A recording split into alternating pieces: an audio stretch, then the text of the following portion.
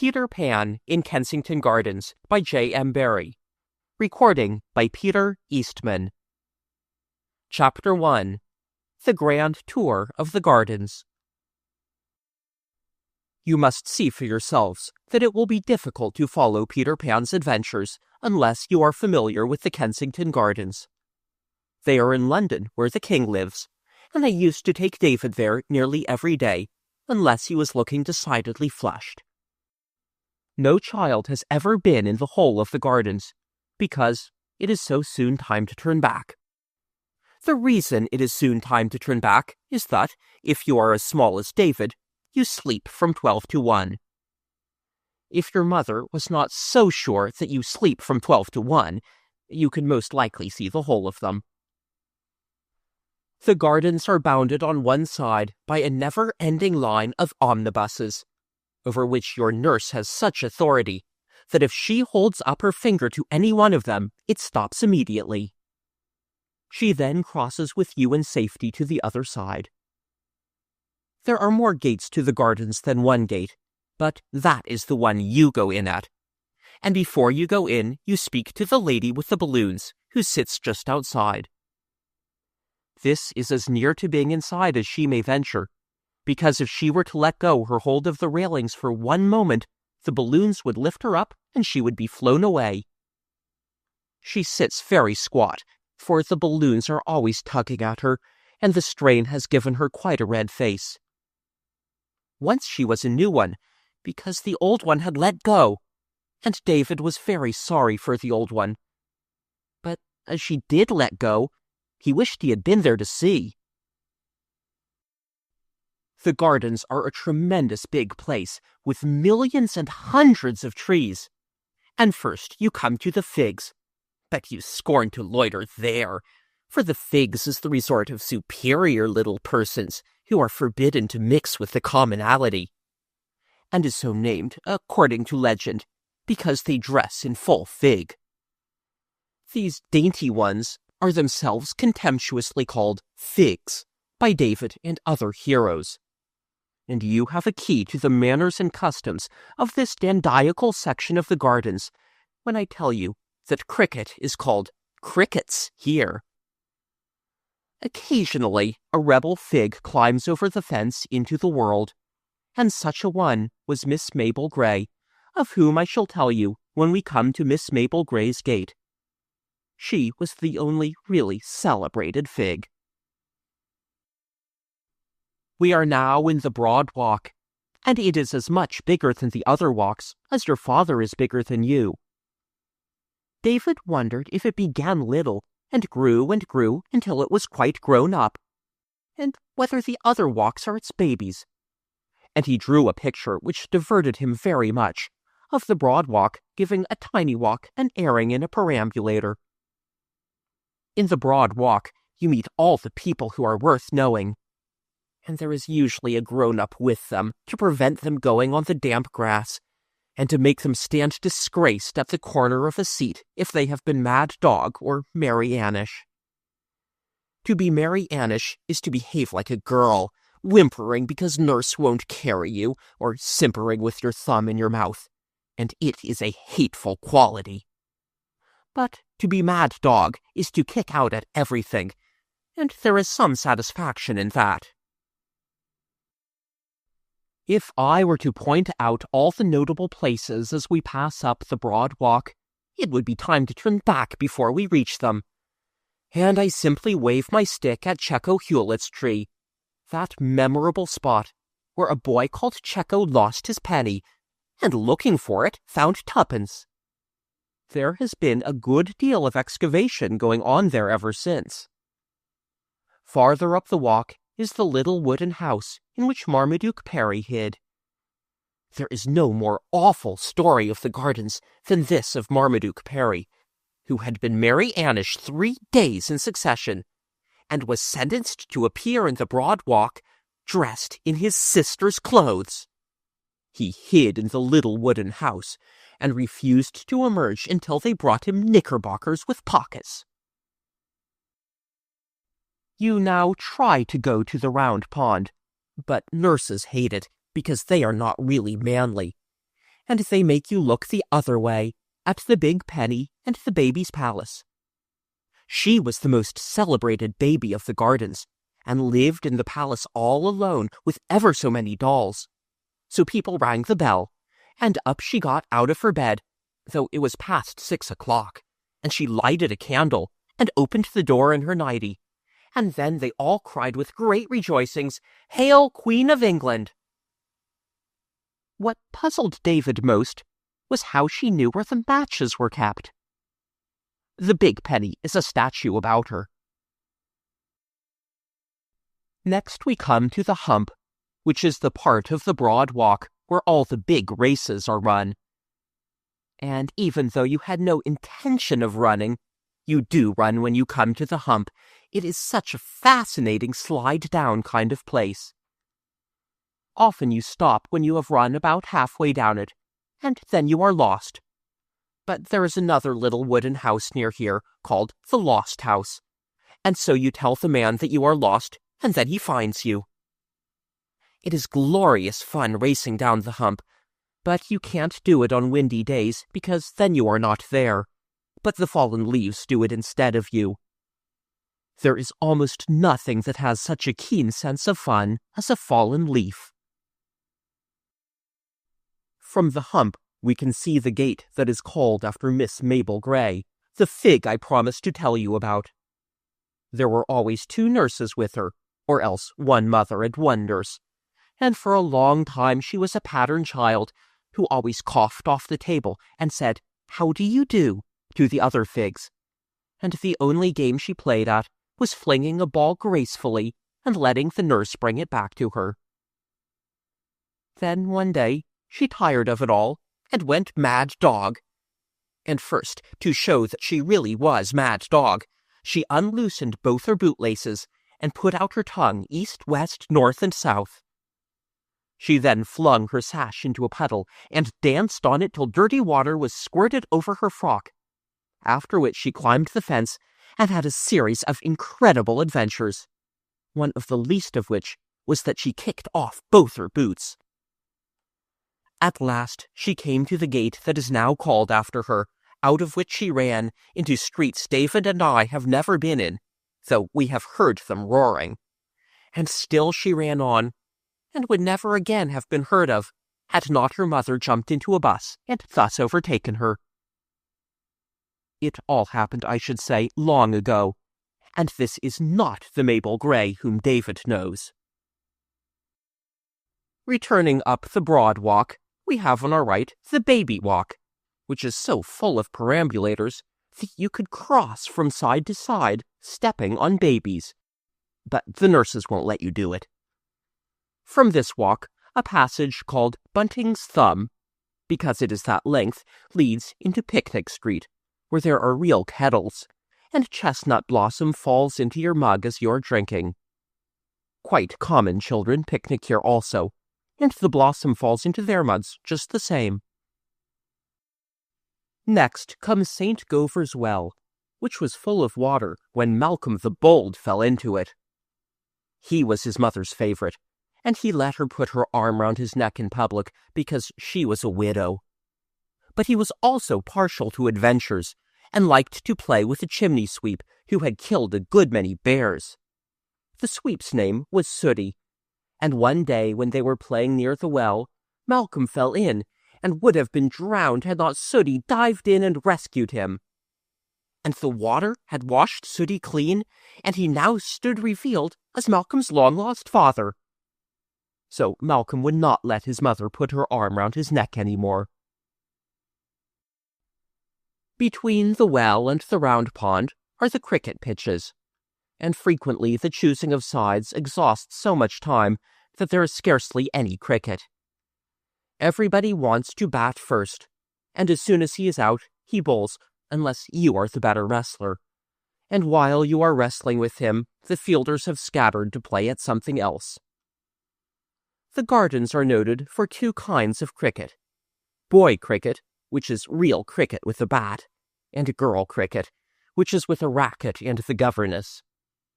Girls can't really play cricket, and when you are watching their futile efforts, you make funny sounds at them. Nevertheless, there was a very disagreeable incident one day when some forward girls challenged David's team, and a disturbing creature called Angela Clare sent down so many Yorkers that... However, instead of telling you the result of that regrettable match, I shall pass on hurriedly to the round pond, which is the wheel that keeps all the gardens going. It is round because it is in the very middle of the gardens, and when you are come to it, you never want to go any farther. You can't be good all the time at the round pond, however much you try.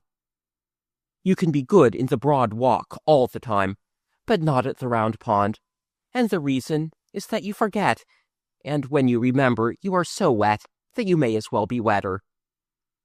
There are men who sail boats on the round pond, such big boats that they bring them in barrows, and sometimes in perambulators, and then the baby has to walk. The bow-legged children in the gardens are those who had to walk too soon because their father needed the perambulator.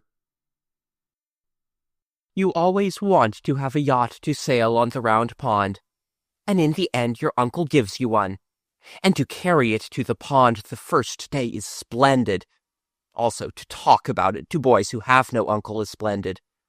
But soon you like to leave it at home. For the sweetest craft that slips from moorings in the round pond is what is called a stick boat, because she is rather like a stick until she is in the water and you are holding the string. Then, as you walk round pulling her, you see little men running about her deck, and sails rise magically and catch the breeze, and you put in on dirty nights at snug harbors which are unknown to the lordly yachts. Night passes in a twink, and again your rakish craft noses for the wind, whales spout, you glide over buried cities, and have brushes with pirates, and cast anchor on coral isles. You are a solitary boy while all this is taking place, for two boys together cannot adventure far upon the round pond, and though you may talk to yourself throughout the voyage, giving orders and executing them with dispatch, you know not, when it is time to go home, where you have been, or what swelled your sails. Your treasure trove is all locked away in your hold, so to speak, which will be opened, perhaps, by another little boy many years afterwards. But those yachts have nothing in their hold. Does anyone return to this haunt of his youth because of the yachts that used to sail it? Oh no, it is the stick boat that is freighted with memories. The yachts are toys, their owner a freshwater mariner. They can cross and recross a pond only, while the stick boat goes to sea. You yachtsmen with your wands, who think we are all there to gaze on you, your ships are only accidents of this place, and were they all to be boarded and sunk by the ducks, the real business of the round pond would be carried on as usual. Paths from everywhere crowd like children to the pond. Some of them are ordinary paths, which have a rail on each side, and are made by men with their coats off. But others are vagrants, wide at one spot, and at another so narrow that you can stand astride them. They are called paths that have made themselves, and David did wish he could see them doing it. But, like all the most wonderful things that happen in the gardens, it is done, we concluded, at night after the gates are closed. We have also decided that the paths make themselves because it is their only chance of getting to the round pond. One of these gypsy paths comes from the place where the sheep get their hair cut. When David shed his curls at the hairdresser's, I am told, he said goodbye to them without a tremor, though his mother has never been quite the same bright creature since. So he despises the sheep as they run from their shearer, and calls out tauntingly, "Cowardly, cowardly custard!" But when the man grips them between his legs, David shakes a fist at him for using such big scissors. Another startling moment is when the man turns back the grimy wool from the sheep's shoulders, and they look suddenly like ladies in the stalls of a theater. The sheep are so frightened by the shearing that it makes them quite white and thin, and as soon as they are set free, they begin to nibble the grass at once, quite anxiously, as if they feared that they would never be worth eating. David wonders whether they know each other now that they are so different, and if it makes them fight with the wrong ones. They are great fighters, and thus so unlike country sheep that every year they give my St. Bernard dog, Porthos, a shock. He can make a field of country sheep fly by merely announcing his approach, but these town sheep come toward him with no promise of gentle entertainment, and then a light from last year breaks upon Porthos. He cannot with dignity retreat, but he stops and looks about him as if lost in admiration of the scenery, and presently he strolls away with a fine indifference, and a glint at me from the corner of his eye. The Serpentine begins near here. It is a lovely lake, and there is a drowned forest at the bottom of it. If you peer over the edge, you can see the trees, all growing upside down, and they say that at night there are also drowned stars in it. If so, Peter Pan sees them when he is sailing across the lake in the Thrush's nest. A small part only of the Serpentine is in the gardens, for soon it passes beneath a bridge to far away where the island is on which all the birds are born that become baby boys and girls. No one who is human, except Peter Pan, and he is only half human, can land on the island, but you may write what you want, boy or girl, dark or fair, on a piece of paper, and then twist it into the shape of a boat and slip it into the water, and it reaches Peter Pan's island after dark.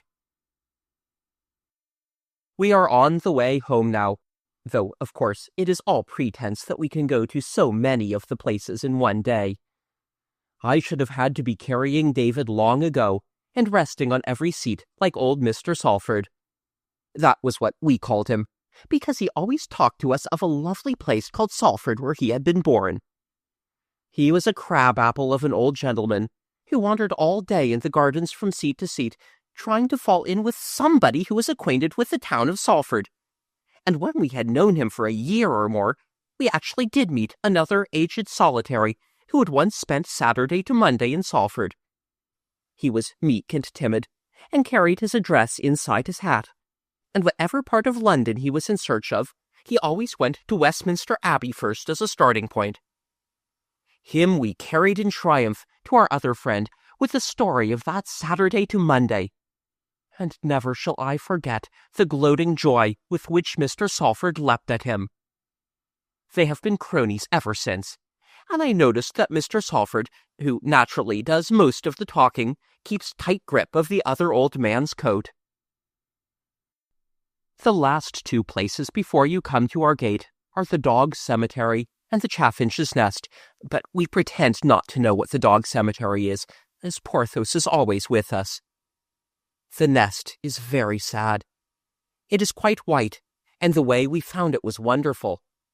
We were having another look among the bushes for David's lost worsted ball, and instead of the ball, we found a lovely nest made of the worsted, and containing 4 eggs, with scratches on them very like David's handwriting, so we think they must have been the mother's love letters to the little ones inside. Every day we were in the gardens, we paid a call at the nest, taking care that no cruel boy should see us, and we dropped crumbs, and soon the bird knew us as friends, and sat in the nest looking at us kindly, with her shoulders hunched up. But one day when we went, there were only 2 eggs in the nest, and the next time there were none. The saddest part of it was that the poor little chaffinch fluttered about the bushes, looking so reproachfully at us that we knew she thought we had done it, and though David tried to explain to her, it was so long since he had spoken the bird language that I fear she did not understand. He and I left the gardens that day with our knuckles in our eyes. Chapter 2. Peter Pan. If you ask your mother whether she knew about Peter Pan when she was a little girl, she will say, "Why, of course I did, child."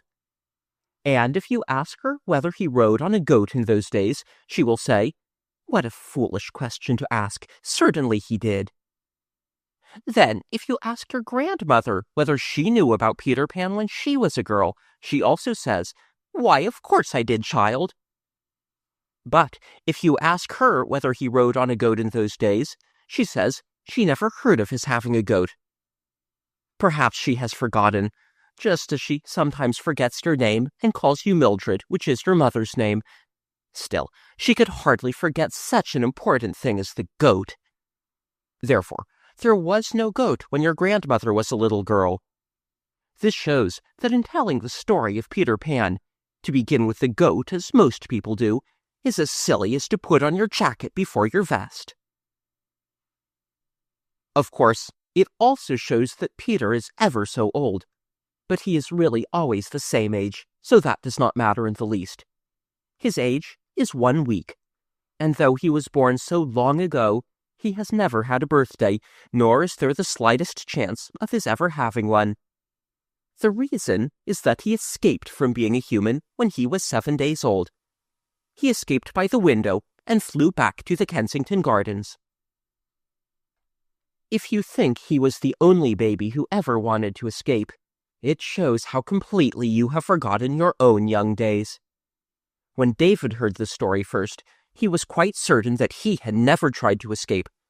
But I told him to think back hard, pressing his hands to his temples, and when he had done this hard and even harder, he distinctly remembered a youthful desire to return to the treetops. And with that memory came others, as that he had lain in bed planning to escape as soon as his mother was asleep, and how she had once caught him halfway up the chimney. All children could have such recollections if they would press their hands hard to their temples. For, having been birds before they were human, they are naturally a little wild during the first few weeks, and very itchy at the shoulders where their wings used to be. So David tells me. I ought to mention here that the following is our way with the story. First, I tell it to him, and then he tells it to me, the understanding being that it is quite a different story. And then I retell it with his additions, and so we go on, until no one can say whether it is more his story or mine. In the story of Peter Pan, for instance, the bald narrative and most of the moral reflections are mine, though not all, for this boy can be a stern moralist. But the interesting bits about the ways and customs of babies in the bird stage are mostly reminiscences of David's, recalled by pressing his hands to his temples and thinking hard. Well, Peter Pan got out by the window, which had no bars. Standing on the ledge, he could see trees far away, which were doubtless the Kensington Gardens, and the moment he saw them, he entirely forgot that he was now a little boy in a nightdress, and away he flew, right over the houses to the gardens. It is wonderful that he could fly without wings, but the place itched tremendously, and perhaps we could all fly if we were as dead confident sure of our capacity to do it as was bold Peter Pan that evening. He alighted gaily on the open sward between the baby's palace and the Serpentine, and the first thing he did was to lie on his back and kick. He was quite unaware already that he had ever been human, and thought he was a bird, even in appearance, just the same as in his early days. And when he tried to catch a fly, he did not understand that the reason he missed it was because he had attempted to seize it with his hand, which, of course, a bird never does. He saw, however, that it must be past lockout time, for there were a good many fairies about, all too busy to notice him. They were getting breakfast ready, milking their cows, drawing water, and so on, and the sight of the water pails made him thirsty, so he flew over to the round pond to have a drink. He stooped and dipped his beak in the pond. He thought it was his beak, but of course it was only his nose, and therefore very little water came up, and that not so refreshing as usual. So next he tried a puddle, and he fell flop into it. When a real bird falls in flop, he spreads out his feathers and pecks them dry, but Peter could not remember what was the thing to do, and he decided rather sulkily to go to sleep on the weeping beech in the baby walk. At first he found some difficulty in balancing himself on a branch, but presently he remembered the way and fell asleep. He awoke long before morning, shivering and saying to himself, "I never was out on such a cold night." He had really been out on colder nights when he was a bird, but, of course, as everybody knows, what seems a warm night to a bird is a cold night to a boy in a nightgown. Peter also felt strangely uncomfortable, as if his head was stuffy. He heard loud noises that made him look round sharply, though they were really himself sneezing. There was something he wanted very much, but though he knew he wanted it, he could not think what it was. What he wanted so much was his mother to blow his nose, but that never struck him, so he decided to appeal to the fairies for enlightenment. They are reputed to know a good deal. There were two of them strolling along the baby walk with their arms round each other's waists, and he hopped down to address them. The fairies have their tiffs with the birds, but they usually give a civil answer to a civil question, and he was quite angry when these two ran away the moment they saw him. Another was lolling on a garden chair, reading a postage stamp which some human had let fall, and when he heard Peter's voice, he popped an alarm behind a tulip. To Peter's bewilderment, he discovered that every fairy he met fled from him. A band of workmen who were sawing down a toadstool rushed away, leaving their tools behind them. A milkmaid turned her pail upside down and hid in it. Soon the gardens were in an uproar. Crowds of fairies were running this way and that, asking each other stoutly who was afraid. Lights were extinguished, doors barricaded, and from the grounds of Queen Mab's palace came the rub-a-dub of drums, showing that the royal guard had been called out. A regiment of lancers came charging down the broad walk, armed with holly leaves, with which they jagged the enemy horribly in passing. Peter heard the little people crying everywhere that there was a human in the gardens after lockout time. But he never thought for a moment that he was the human. He was feeling stuffier and stuffier, and more wistful to learn what he wanted done to his nose, but he pursued them with the vital question in vain. The timid creatures ran from him, and even the lancers, when he approached them up the hump, turned swiftly into a sidewalk, on the pretense that they saw him there. Despairing of the fairies, he resolved to consult the birds, but now he remembered, as an odd thing, that all the birds on the weeping beech had flown away when he alighted on it, and though this had not troubled him at the time, he saw its meaning now. Every living thing was shunning him. Poor little Peter Pan. He sat down and cried, and even then he did not know that, for a bird, he was sitting on his wrong part. It is a blessing that he did not know, for otherwise he would have lost faith in his power to fly, and the moment you doubt whether you can fly, you cease forever to be able to do it.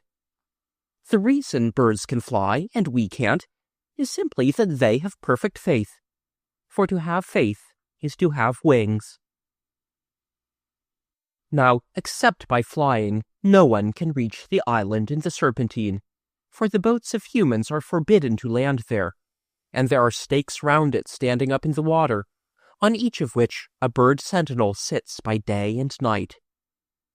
It was to the island that Peter now flew to put his strange case before old Solomon Caw, and he alighted on it with relief, much heartened to find himself at last at home, as the birds call the island. All of them were asleep, including the sentinels, except Solomon, who was wide awake on one side, and he listened quietly to Peter's adventures, and then told him their true meaning. "Look at your nightgown if you don't believe me," Solomon said, and with staring eyes, Peter looked at his nightgown, and then at the sleeping birds. Not one of them wore anything. "How many of your toes are thumbs?" said Solomon, a little cruelly, and Peter saw to his consternation that all his toes were fingers. The shock was so great that it drove away his cold. "Ruffle your feathers," said that grim old Solomon, and Peter tried most desperately hard to ruffle his feathers, but he had none. Then he rose up quaking, and for the first time since he stood on the window ledge, he remembered a lady who had been very fond of him. "I think I shall go back to Mother," he said timidly. "Goodbye," replied Solomon Caw with a queer look. But Peter hesitated. "Why don't you go?" the old one asked politely. "I suppose," said Peter huskily, "I suppose I can still fly." You see, he had lost faith. "Poor little half and half," said Solomon, who was not really hard-hearted. "You will never be able to fly again, not even on windy days. You must live here on the island always." "And never even go to the Kensington Gardens?" Peter asked tragically. "How can you get across?" said Solomon. He promised very kindly, however, to teach Peter as many of the bird ways as could be learned by one of such an awkward shape. "Then I shan't be exactly a human?" Peter asked. "No." "Nor exactly a bird?" "No." "What shall I be?" "You will be a betwixt and between," Solomon said. And certainly he was a wise old fellow, for that is exactly how it turned out. The birds on the island never got used to him. His oddities tickled them every day, as if they were quite new, though it was really the birds that were new. They came out of the eggs daily, and laughed at him at once. Then off they soon flew to be humans, and other birds came out of other eggs, and so it went on forever. The crafty mother birds, when they tired of sitting on their eggs, used to get the young ones to break their shells a day before the right time by whispering to them that now was their chance to see Peter washing or drinking or eating. Thousands gathered round him daily to watch him do these things, just as you watch the peacocks, and they screamed with delight when he lifted the crusts they flung him with his hands instead of in the usual way with the mouth. All his food was brought to him from the gardens, at Solomon's orders, by the birds. He would not eat worms or insects, which they thought very silly of him. So they brought him bread in their beaks. Thus, when you cry out, "Greedy, greedy," to the bird that flies away with the big crust, you know now that you ought not to do this, for he is very likely taking it to Peter Pan. Peter wore no nightgown now. You see, the birds were always begging him for bits of it to line their nests with, and being very good-natured, he could not refuse. So by Solomon's advice, he had hidden what was left of it. But, though he was now quite naked, you must not think that he was cold or unhappy. He was usually very happy and gay, and the reason was that Solomon had kept his promise, and taught him many of the bird ways. To be easily pleased, for instance, and always to be really doing something, and to think that whatever he was doing was a thing of vast importance. Peter became very clever at helping the birds to build their nests. Soon he could build better than a wood pigeon, and nearly as well as a blackbird, though never did he satisfy the finches, and he made nice little water troughs near the nests, and dug up worms for the young ones with his fingers. He also became very learned in bird lore, and knew an east wind from a west wind by its smell, and he could see the grass growing and hear the insects walking about inside the tree trunks. But the best thing Solomon had done was to teach him to have a glad heart. All birds have glad hearts unless you rob their nests, and so, as they were the only kind of heart Solomon knew about, it was easy to him to teach Peter how to have one. Peter's heart was so glad that he felt he must sing all day long, just as the birds sing for joy. But being partly human, he needed an instrument, so he made a pipe of reeds, and he used to sit by the shore of the island of an evening, practicing the sough of the wind and the ripple of the water, and catching handfuls of the shine of the moon, and he put them all in his pipe and played them so beautifully that even the birds were deceived, and they would say to each other, "Was that a fish leaping in the water, or was it Peter playing leaping fish on his pipe?" And sometimes he played the birth of birds, and then the mothers would turn round in their nests to see whether they had laid an egg. If you are a child of the gardens, you must know the chestnut tree near the bridge, which comes out in flower first of all the chestnuts. But perhaps you have not heard why this tree leads the way. It is because Peter wearies for summer, and plays that it has come, and the chestnut being so near, hears him and is cheated. But as Peter sat by the shore tootling divinely on his pipe, he sometimes fell into sad thoughts, and then the music became sad also, and the reason of all this sadness was that he could not reach the gardens, though he could see them through the arch of the bridge. He knew he could never be a real human again, and scarcely wanted to be one. But oh, how he longed to play as other children play. And of course there is no such lovely place to play in as the gardens. The birds brought him news of how boys and girls play, and wistful tears started in Peter's eyes. Perhaps you wonder why he did not swim across. The reason was that he could not swim. He wanted to know how to swim, but no one on the island knew the way except the ducks, and they are so stupid. They were quite willing to teach him, but all they could say about it was, "You sit down on the top of the water in this way, and then you kick out like that." Peter tried it often, but always before he could kick out, he sank. What he really needed to know was how you sit on the water without sinking, and they said it was quite impossible to explain such an easy thing as that. Occasionally swans touched on the island, and he would give them all his day's food, and then ask them how they sat on the water. But as soon as he had no more to give them, the hateful things hissed at him and sailed away.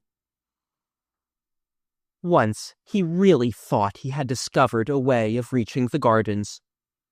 A wonderful white thing, like a runaway newspaper, floated high over the island, and then tumbled, rolling over and over after the manner of a bird that has broken its wing.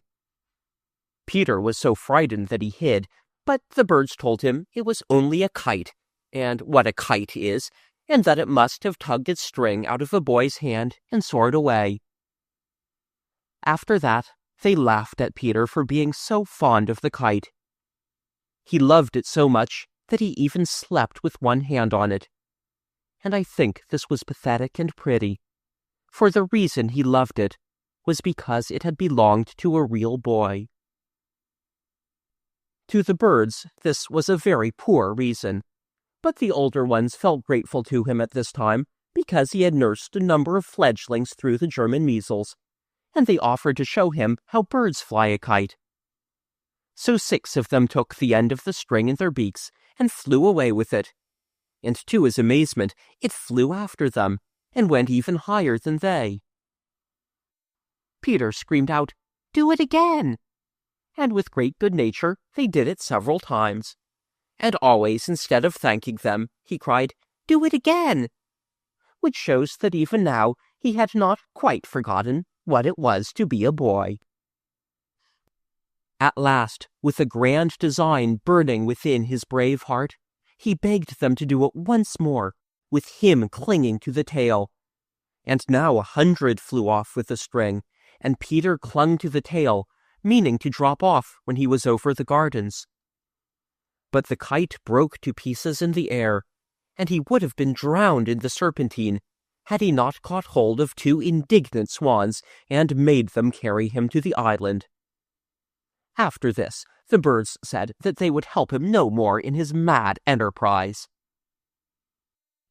Nevertheless, Peter did reach the gardens at last, by the help of Shelley's boat, as I am now to tell you.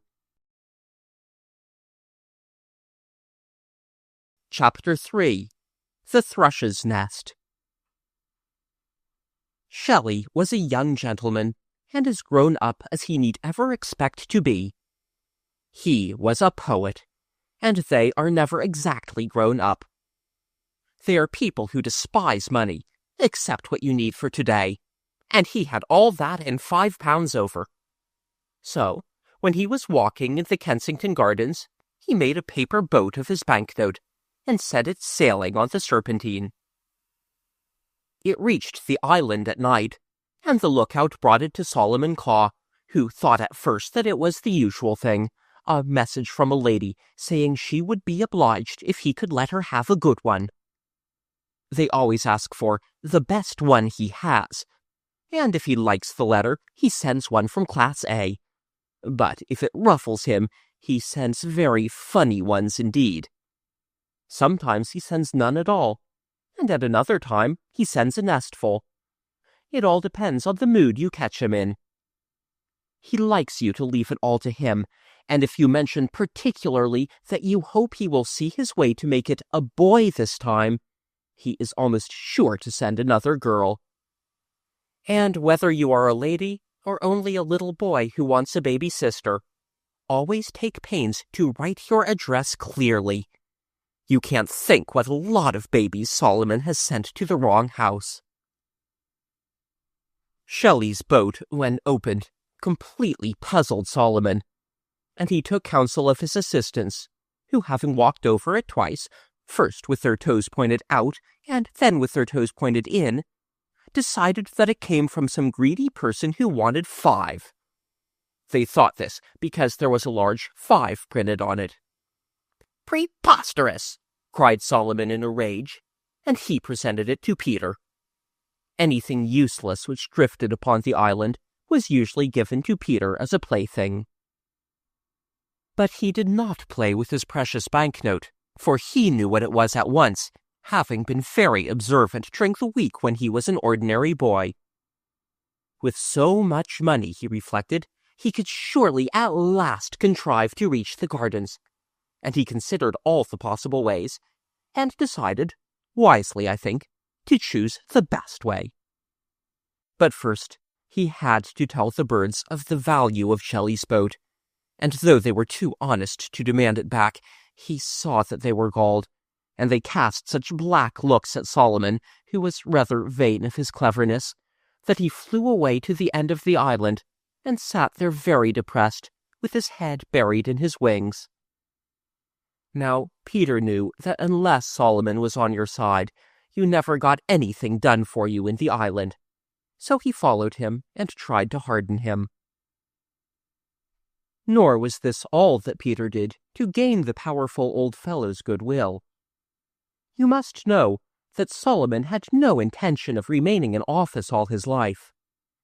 He looked forward to retiring by and by, and devoting his green old age to a life of pleasure on a certain yew stump in the figs which had taken his fancy, and for years he had been quietly filling his stocking. It was a stocking belonging to some bathing person which had been cast upon the island, and at the time I speak of, it contained 180 crumbs, 34 nuts, 16 crusts, a pen wiper, and a bootlace. When his stocking was full, Solomon calculated that he would be able to retire on a competency. Peter now gave him £1. He cut it off his banknote with a sharp stick. This made Solomon his friend forever, and after the two had consulted together, they called a meeting of the Thrushes. You will see presently why Thrushes only were invited. The scheme to be put before them was really Peter's, but Solomon did most of the talking, because he soon became irritable if other people talked. He began by saying that he had been much impressed by the superior ingenuity shown by the Thrushes in nest building, and this put them into good humor at once, as it was meant to do. For all the quarrels between birds are about the best way of building nests. Other birds, said Solomon, omitted to line their nests with mud, and as a result they did not hold water. Here he cocked his head, as if he had used an unanswerable argument. But unfortunately, a Mrs. Finch had come to the meeting uninvited, and she squeaked out, "We don't build nests to hold water, but to hold eggs." And then the thrushes stopped cheering, and Solomon was so perplexed that he took several sips of water. "Consider," he said at last, "how warm the mud makes the nest." "Consider," cried Mrs. Finch, "that when water gets into the nest, it remains there and your little ones are drowned." The thrushes begged Solomon with a look to say something crushing in reply to this, but again he was perplexed. "Try another drink," suggested Mrs. Finch pertly. Kate was her name, and all Kates are saucy. Solomon did try another drink, and it inspired him. "If," said he, "a finch's nest is placed on the Serpentine, it fills and breaks to pieces, but a thrush's nest is still as dry as the cup of a swan's back." How the thrushes applauded! Now they knew why they lined their nests with mud. And when Mrs. Finch called out, "We don't place our nests on the Serpentine," they did what they should have done at first, chased her from the meeting. After this it was most orderly. What they had been brought together to hear, said Solomon, was this. Their young friend, Peter Pan, as they well knew, wanted very much to be able to cross to the gardens, and he now proposed, with their help, to build a boat. At this, the thrushes began to fidget, which made Peter tremble for his scheme. Solomon explained hastily that what he meant was not one of the cumbrous boats that humans use. The proposed boat was to be simply a thrush's nest, large enough to hold Peter. But still, to Peter's agony, the thrushes were sulky. "We are very busy people," they grumbled, "and this would be a big job." "Quite so," said Solomon, "and of course Peter would not allow you to work for nothing. You must remember that he is now in comfortable circumstances, and he will pay you such wages as you have never been paid before. Peter Pan authorizes me to say that you shall all be paid 6 pence a day." Then all the thrushes hopped for joy, and that very day was begun the celebrated building of the boat. All their ordinary business fell into arrears. It was the time of year when they should have been pairing, but not a thrush's nest was built, except this big one, and so Solomon soon ran short of thrushes with which to supply the demand from the mainland. The stout, rather greedy children, who look so well in perambulators, but get puffed easily when they walk, were all young thrushes once, and ladies often ask specially for them. What do you think Solomon did? He sent over to the housetops for a lot of sparrows, and ordered them to lay their eggs in old thrushes' nests, and sent their young to the ladies, and swore they were all thrushes. It was known afterwards on the island as the Sparrow's Year. And so, when you meet grown-up people in the gardens who puff and blow as if they thought themselves bigger than they are, very likely they belong to that year. You ask them. Peter was a just master, and paid his workpeople every evening. They stood in rows on the branches, waiting politely while he cut the paper 6 pences out of his banknote, and presently he called the roll, and then each bird, as the names were mentioned, flew down and got 6 pence. It must have been a fine sight. And at last, after months of labor, the boat was finished. Oh, the glory of Peter as he saw it growing more and more like a great thrush's nest. From the very beginning of the building of it, he slept by its side, and often woke up to say sweet things to it. And after it was lined with mud and the mud had dried, he always slept in it. He sleeps in his nest still, and has a fascinating way of curling round in it, for it is just large enough to hold him comfortably when he curls round like a kitten.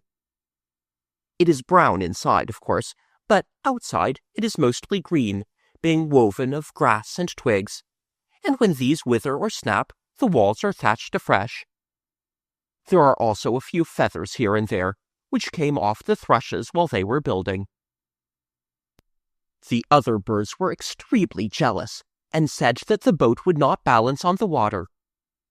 But it lay most beautifully steady. They said the water would come into it, but no water came into it. Next they said that Peter had no oars, and this caused the thrushes to look at each other in dismay. But Peter replied that he had no need of oars, for he had a sail. And with such a proud, happy face, he produced a sail which he had fashioned out of his nightgown. And though it was still rather like a nightgown, it made a lovely sail. And that night, the moon being full and all the birds asleep, he did enter his coracle, as Master Francis Pretty would have said, and depart out of the island. And first, he knew not why, he looked upward with his hands clasped, and from that moment his eyes were pinned to the west. He had promised the thrushes to begin by making short voyages, with them as his guides. But far away he saw the Kensington Gardens beckoning to him beneath the bridge, and he could not wait. His face was flushed, but he never looked back. There was an exultation in his little breast that drove out fear. Was Peter the least gallant of the English mariners who have sailed westward to meet the unknown? At first his boat turned round and round, and he was driven back to the place of his starting, whereupon he shortened sail by removing one of the sleeves, and was forthwith carried backwards by a contrary breeze to his no small peril. He now let go the sail, with the result that he was drifted towards the far shore, where are black shadows he knew not the dangers of, but suspected them, and so once more hoisted his nightgown and went rumour of the shadows, until he caught a favouring wind, which bore him westward, but at so great a speed that he was like to be broke against the bridge, which, having avoided, he passed under the bridge, and came to his great rejoicing within full sight of the delectable gardens. But, having tried to cast anchor, which was a stone at the end of a piece of the kite-string, he found no bottom, and was fain to hold off, seeking for moorage. And feeling his way, he buffeted against a sunken reef that cast him overboard by the greatness of the shock, and he was near to being drowned, but clambered back into the vessel. There now arose a mighty storm, accompanied by a roaring of waters such as he had never heard the like, and he was tossed this way and that, and his hands were so numbed with the cold that he could not close them. Having escaped the danger of which, he was mercifully carried into a small bay, where his boat rode at peace. Nevertheless, he was not yet in safety, for on pretending to disembark, he found a multitude of small people drawn up on the shore to contest his landing, and shouting shrilly to him to be off, for it was long past lock-out time. This, with much brandishing of their holly leaves, and also a company of them carried an arrow, which some boy had left in the gardens, and this they were prepared to use as a battering ram. Then Peter, who knew them for the fairies, called out that he was not an ordinary human, and had no desire to do them displeasure, but to be their friend. Nevertheless, having found a jolly harbour, he was in no temper to draw off therefrom, and he warned them that if they sought to mischief him, to stand to their harms. So saying, he boldly leapt ashore, and they gathered round him with intent to slay him. But there then arose a great cry among the women, and it was because they had now observed that his sail was a baby's nightgown. Whereupon they straightway loved him, and grieved that their laps were too small, the which I cannot explain, except by saying that such is the way of women. The men-fairies now sheathed their weapons on observing the behaviour of their women, on whose intelligence they set great store, and they led him civilly to their queen, who conferred upon him the courtesy of the gardens after lockout time. And henceforth Peter could go whither he chose, and the fairies had orders to put him in comfort. Such was his first voyage to the gardens, and you may gather from the antiquity of the language that it took place a long time ago. But Peter never grows any older, and if we could be watching for him under the bridge tonight, but of course we can't, I dare say we should see him hoisting his nightgown and sailing or paddling towards us in the thrush's nest. When he sails, he sits down, but he stands up to paddle. I shall tell you presently how he got his paddle. Long before the time for the opening of the gates comes, he steals back to the island, for people must not see him. He is not so human as all that, but this gives him hours for play, and he plays exactly as real children play. At least, he thinks so, and it is one of the pathetic things about him that he often plays quite wrongly. You see, he had no one to tell him how children really play, for the fairies are all more or less in hiding until dusk, and so know nothing. And though the birds pretended that they could tell him a great deal, when the time for telling came, it was wonderful how little they really knew. They told him the truth about hide and seek, and he often plays it by himself. But even the ducks on the round pond could not explain to him what it is that makes the pond so fascinating to boys. Every night the ducks have forgotten all the events of the day except the number of pieces of cake thrown to them. They are gloomy creatures, and say that cake is not what it was in their young days. So Peter had to find out many things for himself. He often played ships at the round pond, but his ship was only a hoop which he had found on the grass. Of course, he had never seen a hoop, and he wondered what you play at with them, and decided that you play at pretending they are boats. This hoop always sank at once, but he waded in for it, and sometimes he dragged it gleefully round the rim of the pond, and he was quite proud to think that he had discovered what boys do with hoops. Another time, when he found a child's pail, he thought it was for sitting in, and he sat so hard in it that he could scarcely get out of it. Also he found a balloon. It was bobbing about on the hump, quite as if it was having a game by itself, and he caught it after an exciting chase. But he thought it was a ball, and Jenny Wren had told him that boys kick balls, so he kicked it. And after that, he could not find it anywhere. Perhaps the most surprising thing he found was a perambulator. It was under a lime tree, near the entrance to the Fairy Queen's winter palace, which is within the circle of the 7 Spanish chestnuts, and Peter approached it warily, for the birds had never mentioned such things to him. Lest it was alive, he addressed it politely. And then, as it gave no answer, he went nearer and felt it cautiously. He gave it a little push, and it ran from him, which made him think it must be alive after all. But as it had run from him, he was not afraid. So he stretched out his hand to pull it to him, but this time it ran at him, and he was so alarmed that he leapt the railing and scudded away to his boat. You must not think, however, that he was a coward, for he came back next night with a crust in one hand and a stick in the other. But the perambulator had gone, and he never saw any other one. I have promised to tell you also about his paddle. It was a child's spade, which he had found near St. Govor's Well, and he thought it was a paddle. Do you pity Peter Pan for making these mistakes? If so, I think it rather silly of you. What I mean is that, of course, one must pity him now and then, but to pity him all the time would be impertinence. He thought he had the most splendid time in the gardens, and to think you have it is almost quite as good as really to have it.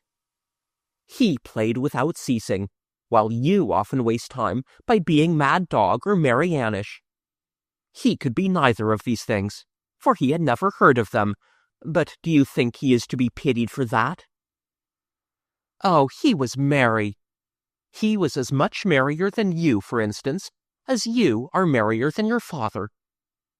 Sometimes he fell like a spinning top, and from sheer merriment. Have you seen a greyhound leaping the fences of the gardens? That is how Peter leaps them. And think of the music of his pipe. Gentlemen who walk home at night write to the papers to say they heard a nightingale in the gardens, but it is really Peter's pipe they hear. Of course, he had no mother. At least, what use was she to him? You can be sorry for him for that, but don't be too sorry, for the next thing I mean to tell you is how he revisited her. It was the fairies who gave him the chance. Chapter 4. Lockout Time. It is frightfully difficult to know much about the fairies, and almost the only thing known for certain is that there are fairies wherever there are children. Long ago, children were forbidden the gardens, and at that time there was not a fairy in the place. Then the children were admitted, and the fairies came trooping in that very evening. They can't resist following the children, but you seldom see them, partly because they live in the daytime behind the railings where you are not allowed to go, and also partly because they are so cunning. They are not a bit cunning after lockout time, but until lockout, my word! When you were a bird, you knew the fairies pretty well, and you remember a good deal about them in your babyhood, which it is a pity you can't write down, for gradually you forget. And I have heard of children who declared that they had never once seen a fairy. Very likely, if they said this in the Kensington Gardens, they were standing looking at a fairy all the time. The reason they were cheated was that she pretended to be something else. This is one of their best tricks. They usually pretend to be flowers, because the court sits in the fairies' basin, and there are so many flowers there, and all along the baby walk, that a flower is the thing least likely to attract attention. They dress exactly like flowers, and change with the seasons, putting on white when lilies are in, and blue for bluebells, and so on. They like crocus and hyacinth time best of all, as they are partial to a bit of color. But tulips, except white ones, which are the fairy cradles, they consider garish, and they sometimes put off dressing like tulips for days, so that the beginning of the tulip weeks is almost the best time to catch them. When they think you are not looking, they skip along pretty lively. But if you look and they fear there is no time to hide, they stand quite still pretending to be flowers. Then, after you have passed on without knowing that they were fairies, they rush home and tell their mothers they have had such an adventure.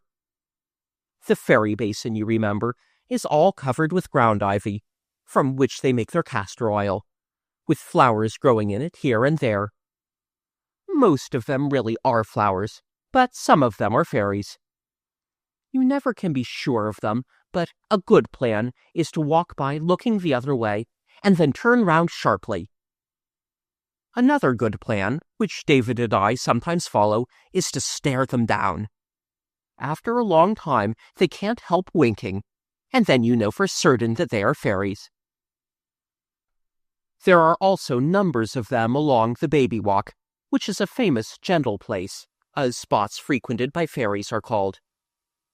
Once 24 of them had an extraordinary adventure. They were a girls' school out for a walk with the governess, and all wearing hyacinth gowns, when she suddenly put her finger to her mouth, and then they all stood still on an empty bed and pretended to be hyacinths. Unfortunately, what the governess had heard was 2 gardeners coming to plant new flowers in that very bed. They were wheeling a handcart with the flowers in it, and were quite surprised to find the bed occupied. "Pity to lift them hyacinths," said the one man. "Duke's orders," replied the other, and having emptied the cart, they dug up the boarding school and put the poor terrified things in it in 5 rows. Of course, Neither the governess nor the girls dare let on that they were fairies, so they were carted far away to a potting shed, out of which they escaped in the night without their shoes. But there was a great row about it among the parents, and the school was ruined. As for their houses, it is no use looking for them, because they are the exact opposite of our houses. You can see our houses by day, but you can't see them by dark. Well, you can see their houses by dark, but you can't see them by day, for they are the color of night, and I never heard of anyone yet who could see night in the daytime. This does not mean that they are black, for night has its colors just as day has, but ever so much brighter. Their blues and reds and greens are like ours with a light behind them. The palace is entirely built of many-colored glasses, and it is quite the loveliest of all royal residences, but the queen sometimes complains because the common people will peep in to see what she is doing.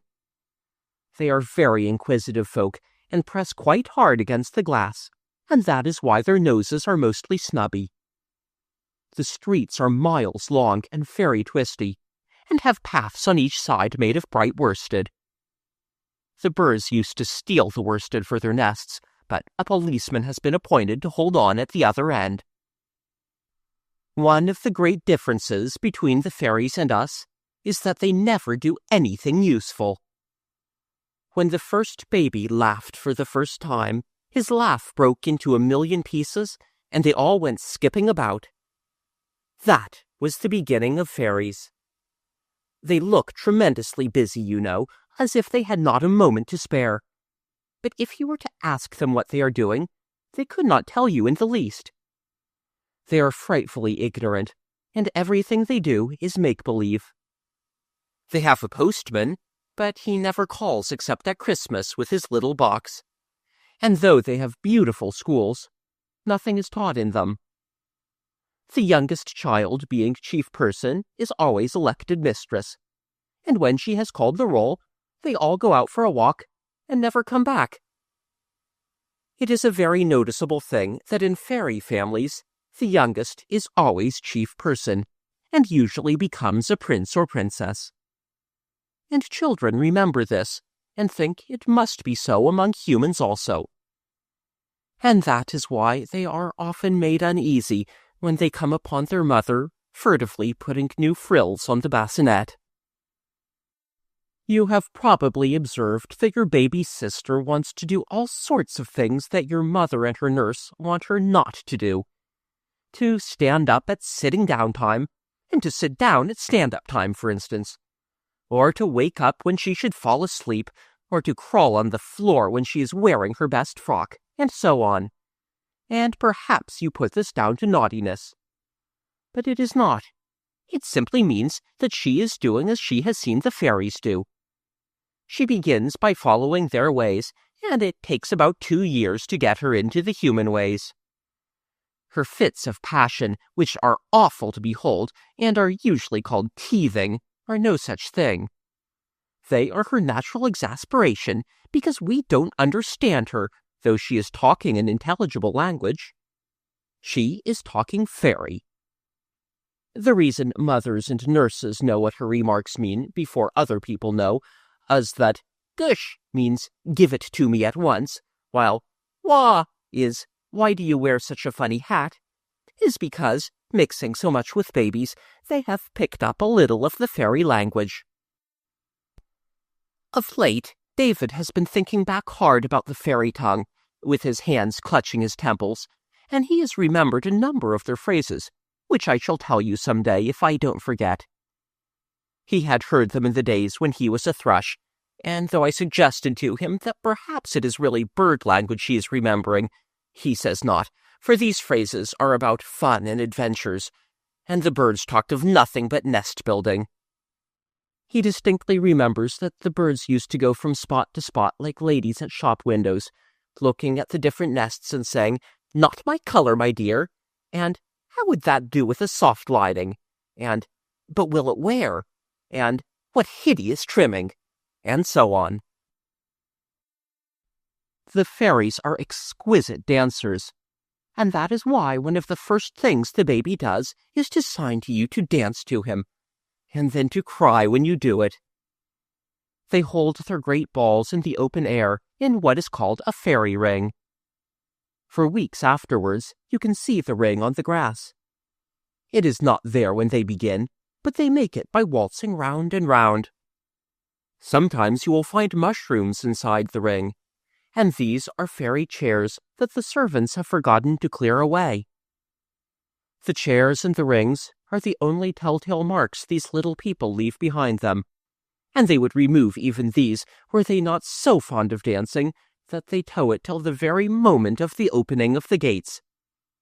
David and I once found a fairy ring quite warm. But there is also a way of finding out about the ball before it takes place. You know the boards which tell at what time the gardens are to close today?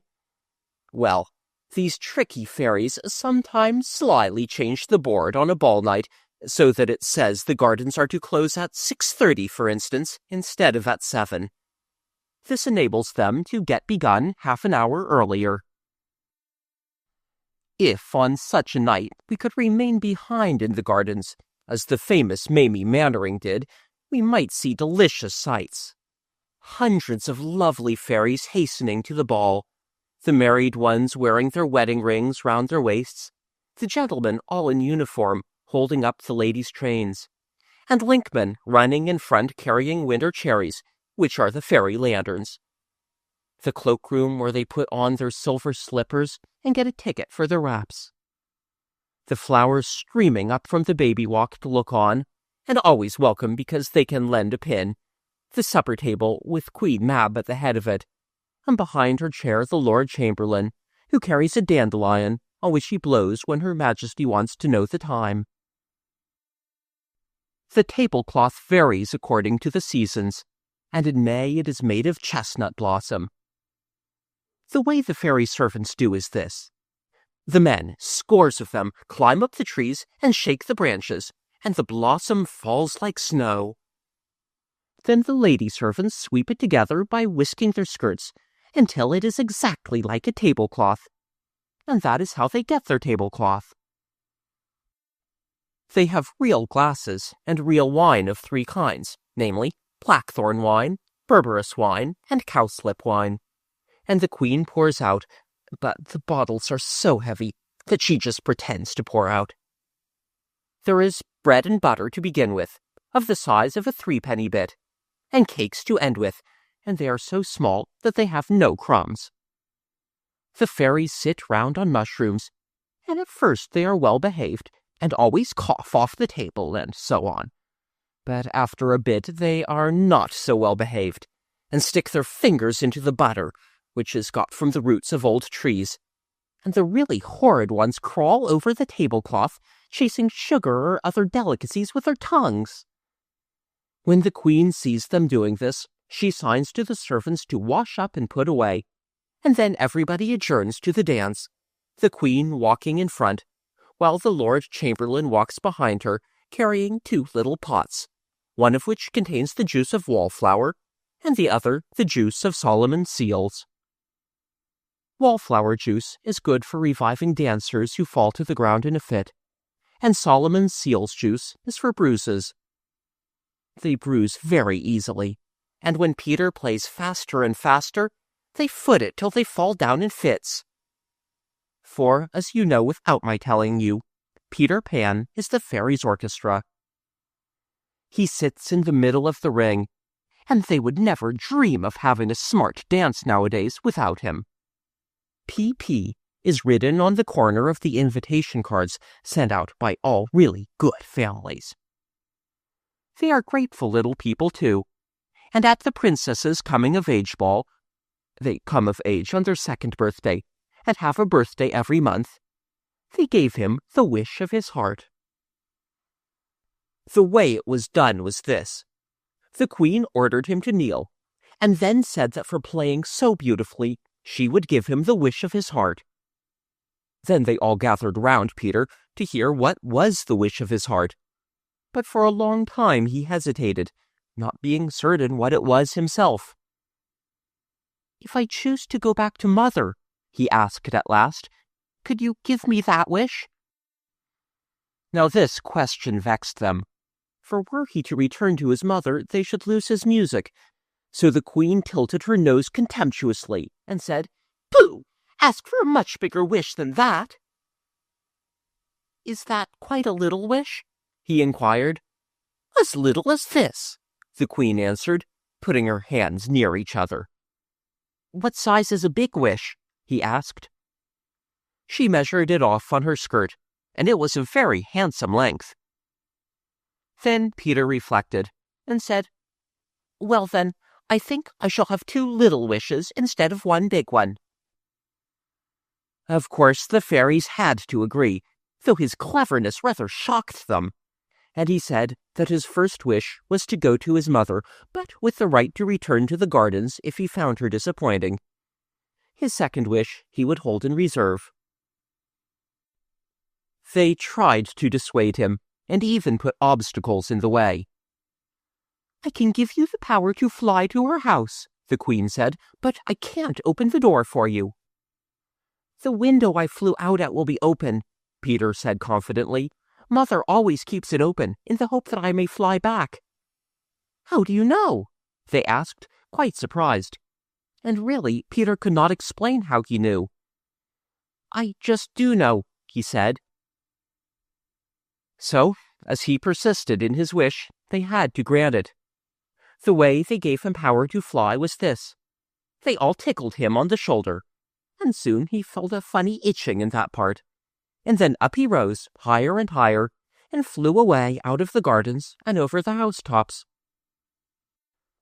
It was so delicious that instead of flying straight to his own home, he skimmed away over St. Paul's to the Crystal Palace, and back by the river and Regent's Park.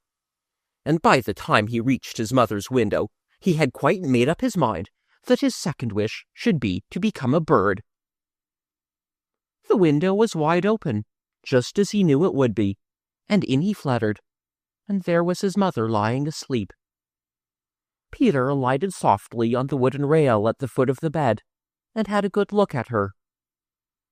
She lay with her head on her hand, and the hollow in the pillow was like a nest lined with her brown wavy hair.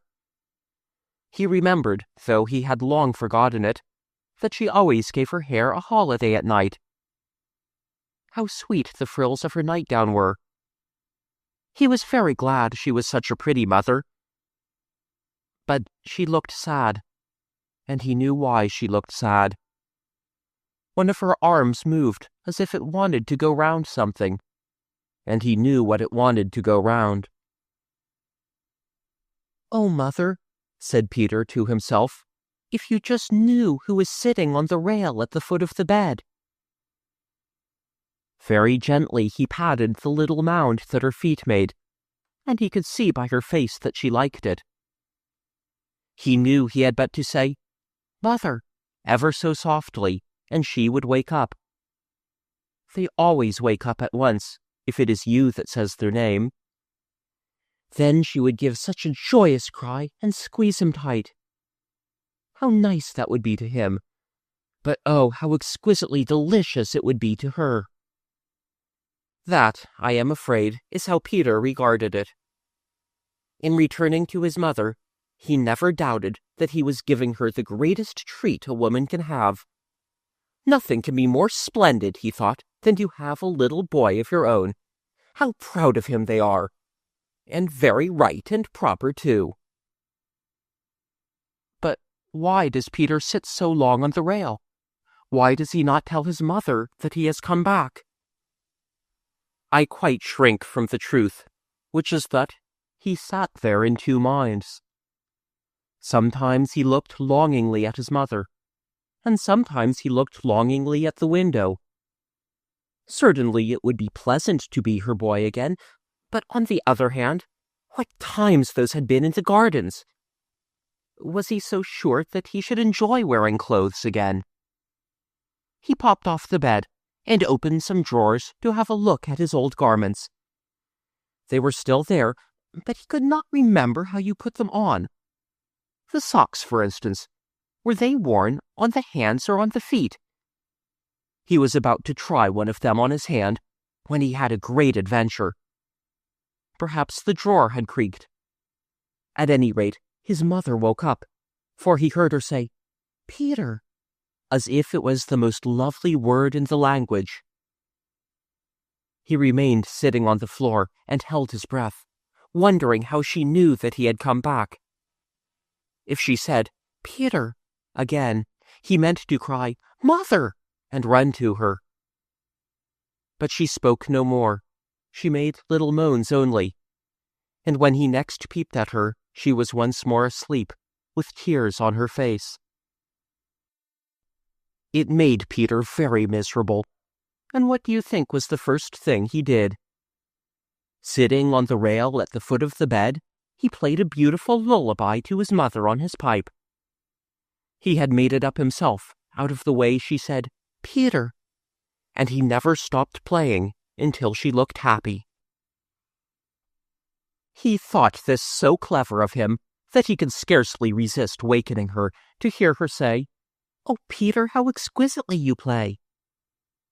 However, as she now seemed comfortable, he again cast looks at the window.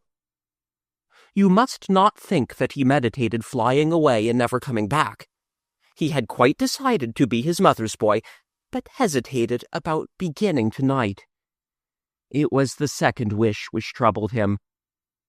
He no longer meant to make it a wish to be a bird, but not to ask for a second wish seemed wasteful, and of course he could not ask for it without returning to the fairies. Also, if he put off asking for his wish too long, it might go bad. He asked himself if he had not been hard-hearted to fly away without saying goodbye to Solomon. "I should like awfully to sail in my boat just once more," he said wistfully to his sleeping mother. He argued with her as if she could hear him. "It would be so splendid to tell the birds of this adventure," he said coaxingly. "I promise to come back," he said solemnly, and meant it too. And in the end, he flew away. Twice he came back from the window, wanting to kiss his mother, but he feared the delight of it might waken her. So at last he played her a lovely kiss on his pipe, and then he flew back to the gardens. Many nights, and even months, passed before he asked the fairies for his second wish, and I am not sure that I quite know why he delayed so long. One reason was that he had so many goodbyes to say, not only to his particular friends, but to 100 favorite spots. Then he had his last sail, and his very last sail, and his last sail of all, and so on. Again, a number of farewell feasts were given in his honor, and another comfortable reason was that, after all, there was no hurry, for his mother would never weary of waiting for him. This last reason displeased old Solomon, for it was an encouragement to the birds to procrastinate.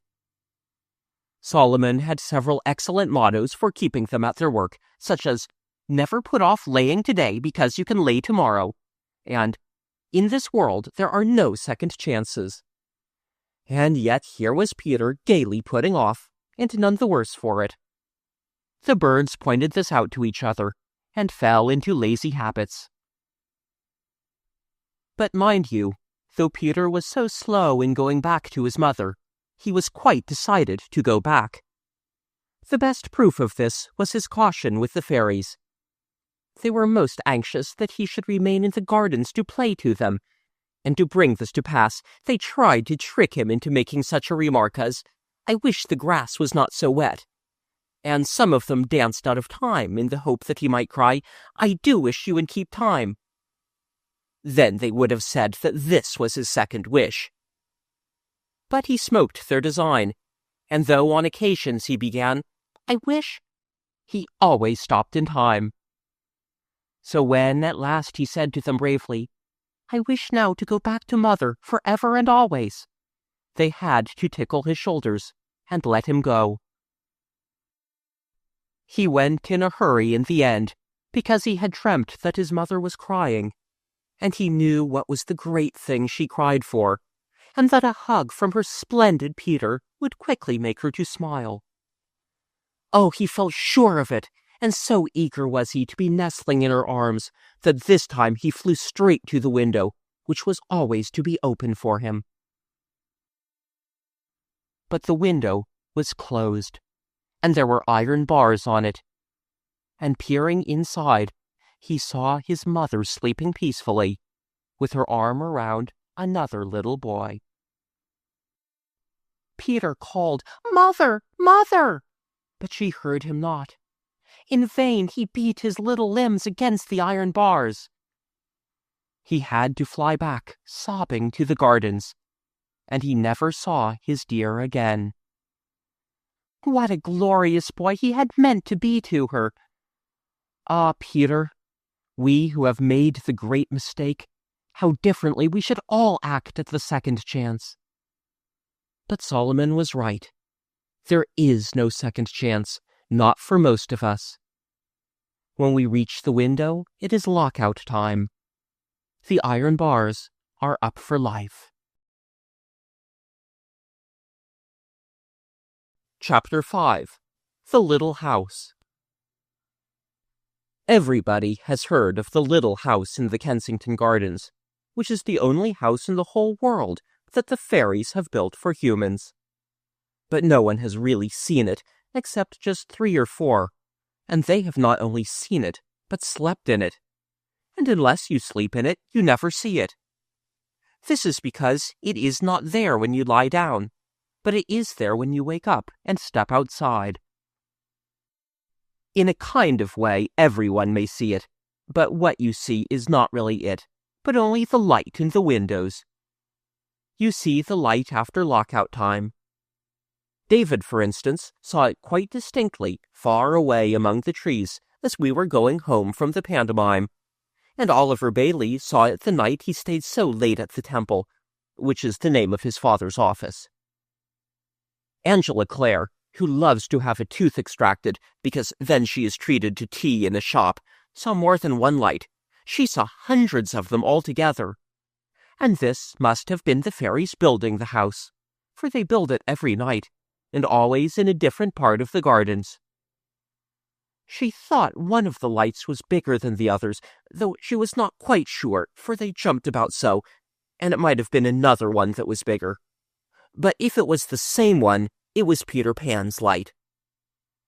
Heaps of children have seen the light, so that is nothing.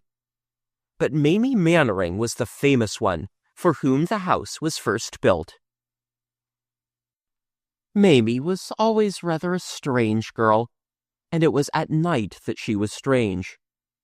She was 4 years of age, and in the daytime she was the ordinary kind. She was pleased when her brother Tony, who was a magnificent fellow of 6, took notice of her, and she looked up to him in the right way, and tried in vain to imitate him, and was flattered rather than annoyed when he shoved her about. Also, when she was batting, she would pause, though the ball was in the air, to point out to you that she was wearing new shoes. She was quite the ordinary kind in the daytime. But as the shades of night fell, Tony the swaggerer lost his contempt for Mamie, and eyed her fearfully. And no wonder, for with dark there came into her face a look that I can describe only as a leery look. It was also a serene look that contrasted grandly with Tony's uneasy glances. Then he would make her presents of his favorite toys, which she always took away from her next morning, and she accepted them with a disturbing smile. The reason he was now become so wheedling and she so mysterious was, in brief, that they knew they were about to be sent to bed. It was then that Mamie was terrible. Tony entreated her not to do it tonight, and the mother and their colored nurse threatened her, but Mamie merely smiled her agitating smile. And by, when they were alone with their nightlight, she would start up in bed, crying, "Sss, what was that?" Tony beseeches her, "It was nothing. Don't, Mamie, don't," and pulls the sheet over his head. "It is coming nearer," she cries. "Oh, look at it, Tony. It is feeling your bed with its horns. It is boring for you. Oh, Tony, oh!" And she desists not until he rushes downstairs in his combination screeching. When they came up to whip Mamie, they usually found her sleeping tranquilly. Not shamming, you know, but really sleeping, and looking like the sweetest little angel, which seems to me to make it almost worse. But of course, it was daytime when they were in the gardens, and then Tony did most of the talking. You could gather from his talk that he was a very brave boy, and no one was so proud of it as Mamie. She would have loved to have a ticket on her saying that she was his sister. And at no time did she admire him more than when he told her, as he often did with splendid firmness, that one day he meant to remain behind in the gardens after the gates were closed. "Oh, Tony," she would say with awful respect, "but the fairies will be so angry." "I dare say," replied Tony carelessly. "Perhaps," she said, thrilling, "Peter Pan will give you a sail in his boat." "I shall make him," replied Tony. No wonder she was proud of him. But they should not have talked so loudly, for one day they were overheard by a fairy who had been gathering skeleton leaves from which the little people weave their summer curtains. And after that, Tony was a marked boy. They loosened the rails before he sat on them, so that down he came on the back of his head. They tripped him up by catching his bootlace, and bribed the ducks to sink his boat. Nearly all the nasty accidents you meet with in the gardens occur because the fairies have taken an ill will to you, so it behooves you to be careful what you say about them. Mamie was one of the kind who liked to fix a day for doing things, but Tony was not that kind, and when she asked him which day he was to remain behind in the gardens after lockout, he merely replied, "Just some day." He was quite vague about which day, except when she asked, "Will it be today?" And then he could always say for certain that it would not be today. So she saw that he was waiting for a real good chance. This brings us to an afternoon when the gardens were white with snow, and there was ice on the round pond. Not thick enough to skate on, but at least you could spoil it for tomorrow by flinging stones, and many bright little boys and girls were doing that. When Tony and his sister arrived, they wanted to go straight to the pond, but their ayah said they must take a sharp walk first, and as she said this, she glanced at the time board to see when the gardens closed that night. It read 5:30. Poor ayah. She is the one who laughs continuously because there are so many white children in the world, but she was not to laugh much more that day. Well, they went up the baby walk and back, and when they returned to the time board, she was surprised to see that it now read 5 o'clock for closing time. But she was unacquainted with the tricky ways of the fairies, and did not see, as Mamie and Tony saw at once, that they had changed the hour, because there was to be a ball tonight. She said there was only time now to walk to the top of the hump and back, and as they trotted along with her, she little guessed what was thrilling their little breasts. You see, the chance had come of seeing a fairy ball. Never, Tony felt, could he hope for a better chance. He had to feel this, for Mamie so plainly felt it for him. Her eager eyes asked the question, "Is it today?" And he gasped, and then nodded. Mamie slipped her hand into Tony's, and hers was hot, but his was cold. She did a very kind thing. She took off her scarf and gave it to him. "In case you should feel cold," she whispered. Her face was aglow, but Tony's was very gloomy. As they turned on the top of the hump, he whispered to her, "I'm afraid Nurse would see me, so I shan't be able to do it." Mamie admired him more than ever for being afraid of nothing but their ayah, when there were so many unknown terrors to fear, and she said aloud, Tony, I shall race you to the gate. And in a whisper, then you can hide. And off they ran. Tony could always outdistance her easily, but never had she known him speed away so quickly as now, and she was sure he hurried that he might have more time to hide. Brave, brave, her doting eyes were crying, when she got a dreadful shock. Instead of hiding, her hero had run out at the gate. At this bitter sight, Mamie stopped blankly, as if all her lapful of darling treasures were suddenly spilled, and then for very disdain she could not sob. In a swell of protest against all puling cowards, she ran to St. Govor's Well and hid in Tony's stead. When the ayah reached the gate and saw Tony far in front, she thought her other charge was with him, and passed out. Twilight crept over the gardens, and hundreds of people passed out, including the last one who always has to run for it. But Mamie saw them not. She had shut her eyes tight and glued them with passionate tears. When she opened them, something very cold ran up her legs and up her arms and dropped into her heart. It was the stillness of the gardens. Then she heard clang, then from another part clang, then clang, clang, far away. It was the closing of the gates. Immediately the last clang had died away, Mamie distinctly heard a voice say, "So that's all right." It had a wooden sound, and seemed to come from above, and she looked up in time to see an elm tree stretching out its arms and yawning. She was about to say, "I never knew you could speak," when a metallic voice that seemed to come from the ladle at the well remarked to the elm, "I suppose it is a bit coldish up there." And the elm replied, "Not particularly, but you do get numb standing so long on one leg." And he flapped his arms vigorously, just as the cabmen do before they drive off.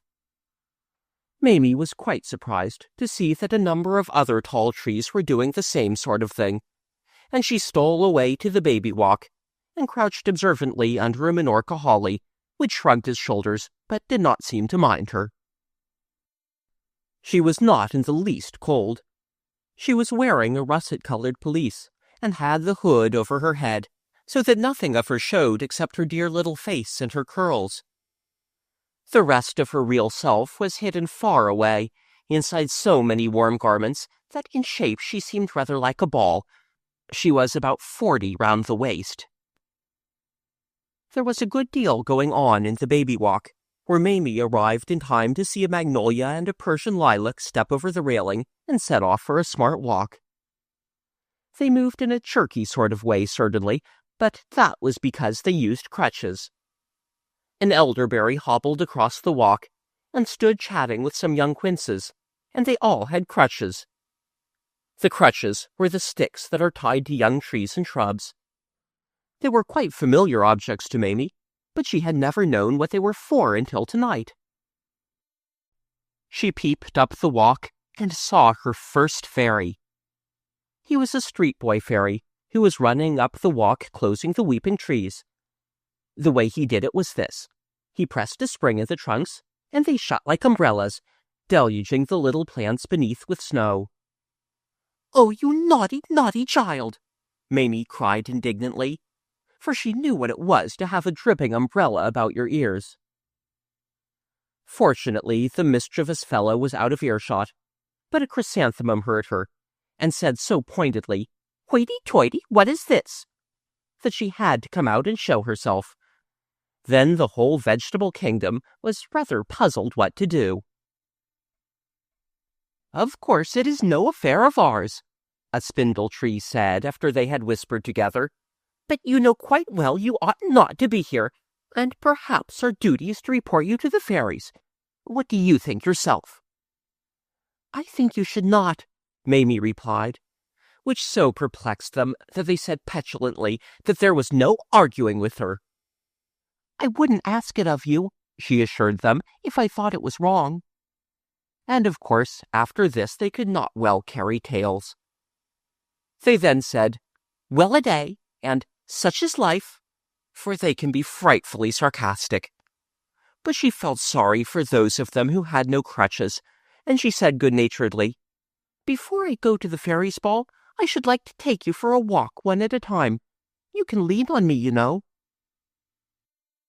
At this they clapped their hands, and she escorted them up the baby walk and back again, one at a time, putting an arm or a finger round the very frail, setting their leg right when it got too ridiculous, and treating the foreign ones quite as courteously as the English, though she could not understand a word they said. They behaved well on the whole, though some whispered that she had not taken them as far as she took Nancy or Grace or Dorothy, and others jagged her, but it was quite unintentional, and she was too much of a lady to cry out. So much walking tired her, and she was anxious to be off to the ball, but she no longer felt afraid. The reason she felt no more fear was that it was now night time, and in the dark, you remember, Mamie was always rather strange.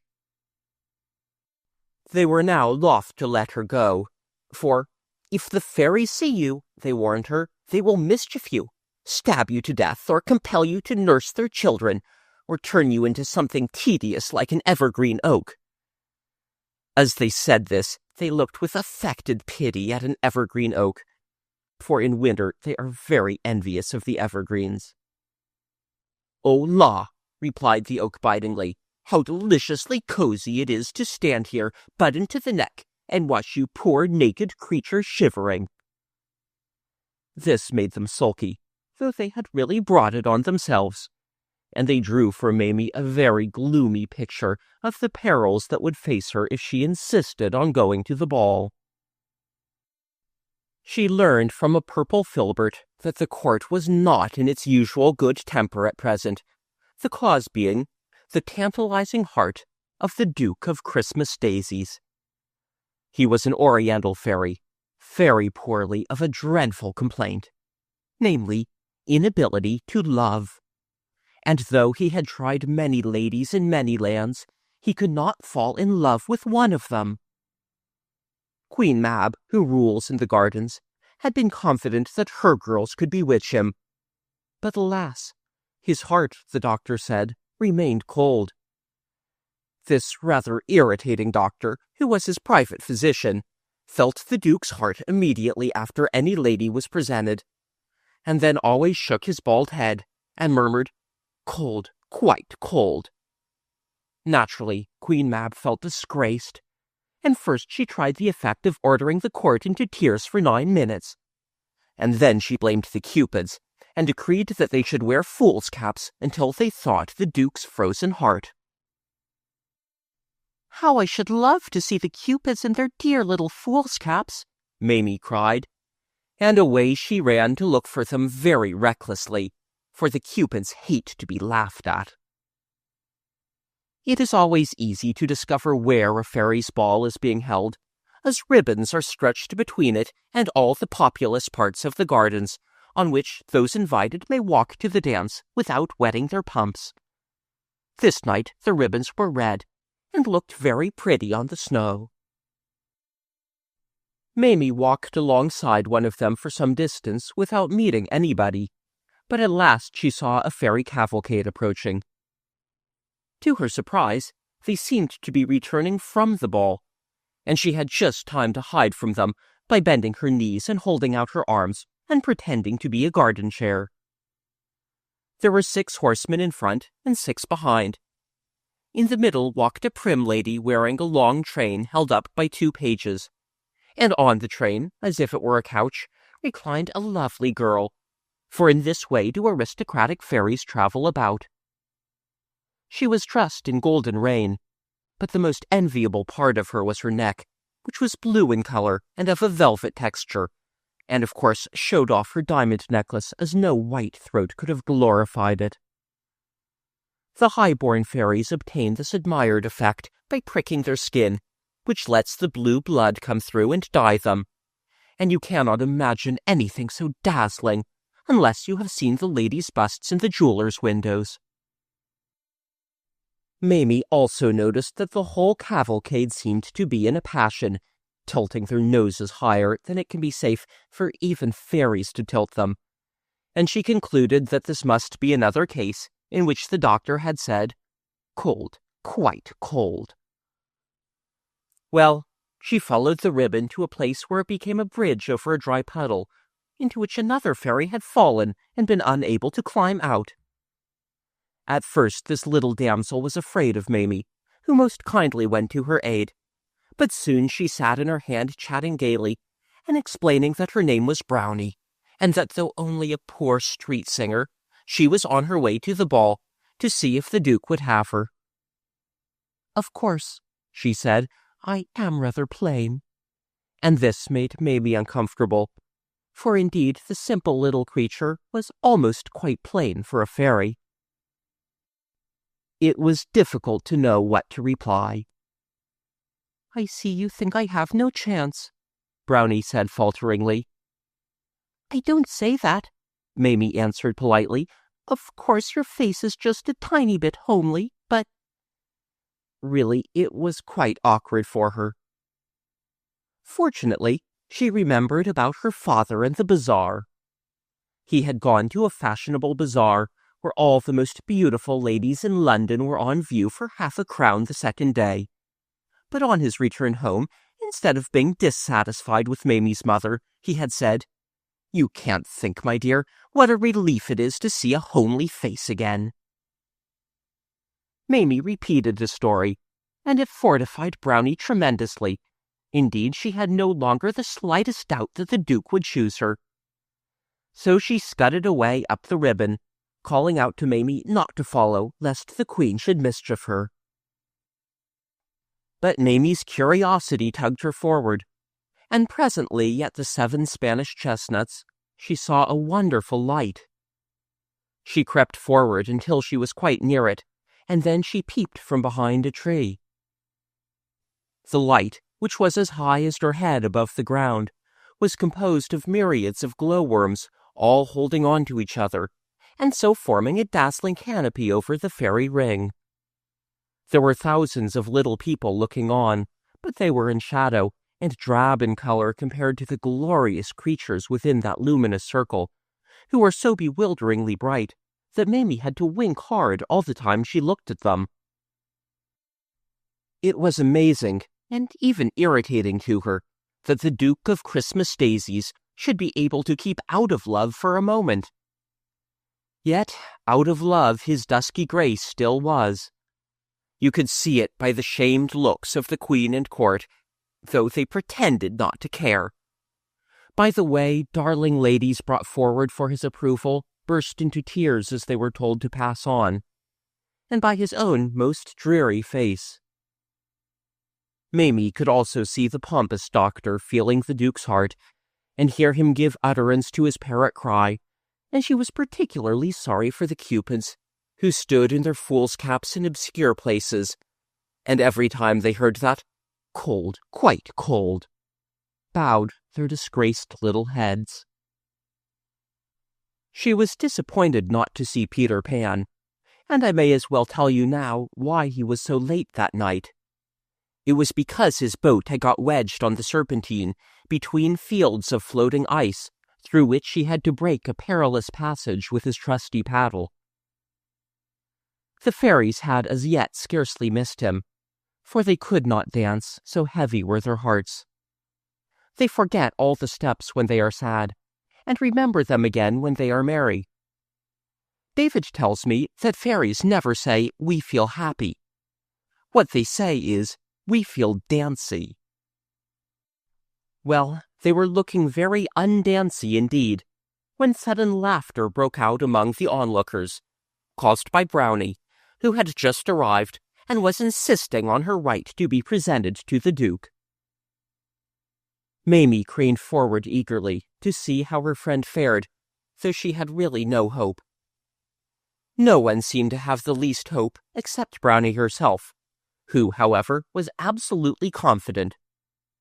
She was led before his grace, and the doctor, putting a finger carelessly on the ducal heart, which for convenience sake was reached by a little trap door in his diamond shirt, had begun to say mechanically, "Cold, quite," when he stopped abruptly. "What's this?" he cried, and first he shook the heart like a watch, and then he put his ear to it. "Bless my soul!" cried the doctor. And by this time, of course, the excitement among the spectators was tremendous, fairies fainting right and left. Everybody stared breathlessly at the Duke, who was very much startled, and looked as if he would like to run away. "Good gracious me!" the doctor was heard muttering, and now the heart was evidently on fire, for he had to jerk his fingers away from it and put them in his mouth. The suspense was awful. Then, in a loud voice and bowing low, "My Lord Duke," said the physician elatedly, "I have the honor to inform your Excellency that your Grace is in love." You can't conceive the effect of it. Brownie held out her arms to the Duke, and he flung himself into them. The Queen leapt into the arms of the Lord Chamberlain, and the ladies of the court leapt into the arms of her gentlemen, for it is etiquette to follow her example in everything.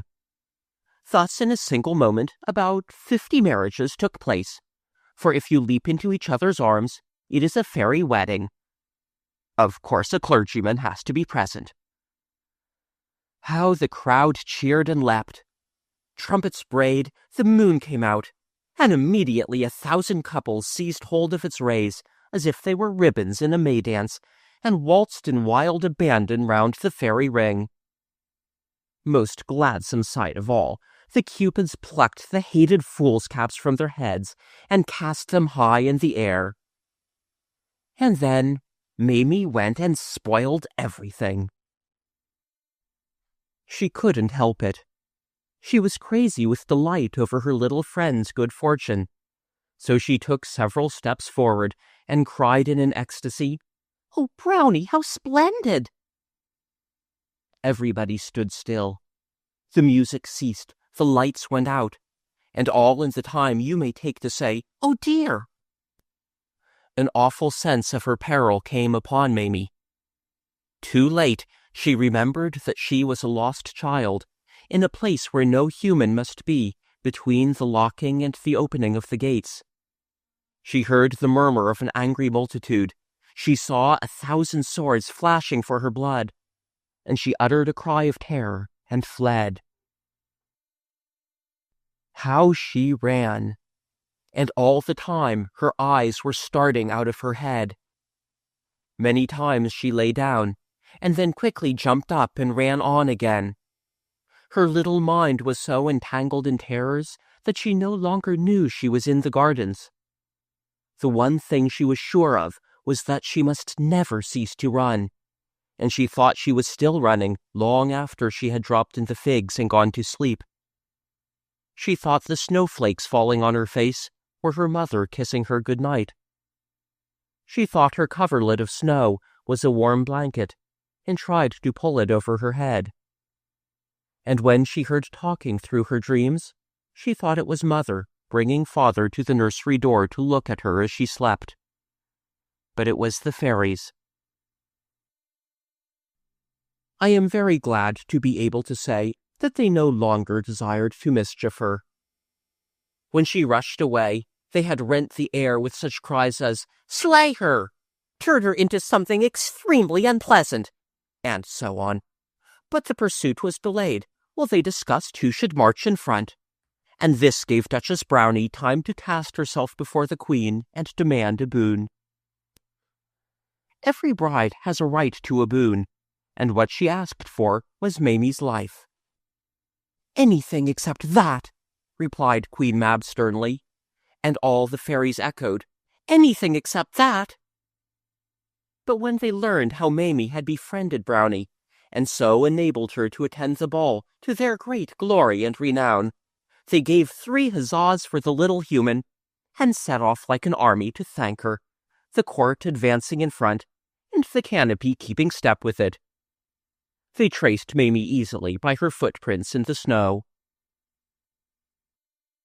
But though they found her deep in snow in the figs, it seemed impossible to thank Mamie, for they could not waken her, They went through the form of thanking her. That is to say, the new king stood on her body and read her a long address of welcome, but she heard not a word of it. They also cleared the snow off her, but soon she was covered again, and they saw she was in danger of perishing of cold. "Turn her into something that does not mind the cold," seemed a good suggestion of the doctors, but the only thing they could think of that does not mind cold was a snowflake, and it might melt, the Queen pointed out, so that idea had to be given up. A magnificent attempt was made to carry her to a sheltered spot, but though there were so many of them, she was too heavy. By this time all the ladies were crying in their handkerchiefs, but presently the Cupids had a lovely idea. "Build a house round her," they cried, and at once everybody perceived that this was the thing to do. In a moment 100 fairy sawyers were among the branches. Architects were running round Mamie measuring her. A bricklayer's yard sprang up at her feet. 75 masons rushed up with the foundation stone, and the Queen laid it. Overseers were appointed to keep the boys off. Scaffoldings were run up. The whole place rang with hammers and chisels and turning lathes. And by this time, the roof was on, and the glaziers were putting in the windows. The house was exactly the size of Mamie, and perfectly lovely. One of her arms was extended, and this had bothered them for a second, but they built a veranda round it leading to the front door. The windows were the size of a colored picture book, and the door rather smaller, but it would be easy for her to get out by taking off the roof. The fairies, as is their custom, clapped their hands with delight over their cleverness, and they were so madly in love with the little house that they could not bear to think they had finished it. So they gave it ever so many little extra touches, and even then they added more extra touches. For instance, 2 of them ran up a ladder and put on a chimney. "Now we fear it is quite finished," they sighed. But no, for another 2 ran up the ladder and tied some smoke to the chimney. "That certainly finishes it," they said reluctantly. "Not at all," cried a glowworm. "If she were to wake without seeing a nightlight, she might be frightened, so I shall be her nightlight." "Wait 1 moment," said a china merchant, "and I shall make you a saucer." Now, alas, it was absolutely finished. "Oh dear, no!" "Gracious me!" cried a brass manufacturer. "There's no handle on the door," and he put one on. An ironmonger added a scraper, and an old lady ran up with a doormat. Carpenters arrived with a water butt, and the painters insisted on painting it. Finished at last. "Finished? How can it be finished?" the plumber demanded scornfully, "before hot and cold are put in." And he put in hot and cold. Then an army of gardeners arrived, with fairy carts and spades and seeds and bulbs and forcing houses, and soon they had a flower garden to the right of the veranda, and a vegetable garden to the left, and roses and clematis on the walls of the house, and in less than 5 minutes all these dear things were in full bloom. Oh, how beautiful the little house was now! But it was, at last, finished true as true, and they had to leave it and return to the dance. They all kissed their hands to it as they went away, and the last to go was Brownie. She stayed a moment behind the others to drop a pleasant dream down the chimney. All through the night, the exquisite little house stood there in the figs taking care of Mamie, and she never knew. She slept until the dream was quite finished, and woke feeling deliciously cozy, just as morning was breaking from its egg. And then she almost fell asleep again. And then she called out, "Tony?" for she thought she was at home in the nursery. As Tony made no answer, she sat up, whereupon her head hit the roof, and it opened like the lid of a box. And to her bewilderment she saw all around her the Kensington Gardens lying deep in snow. As she was not in the nursery, She wondered whether this was really herself.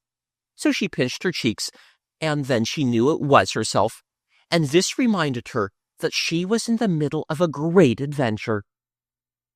She remembered now everything that had happened to her, from the closing of the gates up to her running away from the fairies. But however, she asked herself, had she gotten into this funny place? She stepped out by the roof, right over the garden, and then she saw the dear house in which she had passed the night. It so entranced her that she could think of nothing else. "Oh, you darling! Oh, you sweet! Oh, you love!" she cried. Perhaps a human voice frightened the little house, or maybe it now knew that its work was done, for no sooner had Mamie spoken than it began to grow smaller. It shrank so slowly that she could scarce believe it was shrinking, yet she soon knew that it could not contain her now. It always remained as complete as ever, but it became smaller and smaller, and the garden dwindled at the same time, and the snow crept closer, lapping house and garden up. Now the house was the size of a little dog's kennel, and now of a Noah's Ark. But still you could see the smoke and the door handle and the roses on the wall, every one complete. The glowworm light was waning too, but it was still there.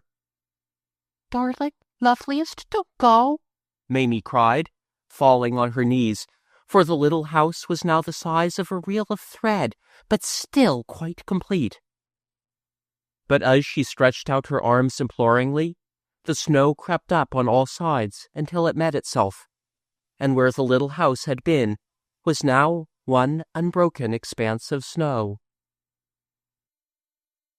Mamie stamped her foot naughtily, and was putting her fingers to her eyes, when she heard a kind voice say, "Don't cry, pretty human, don't cry."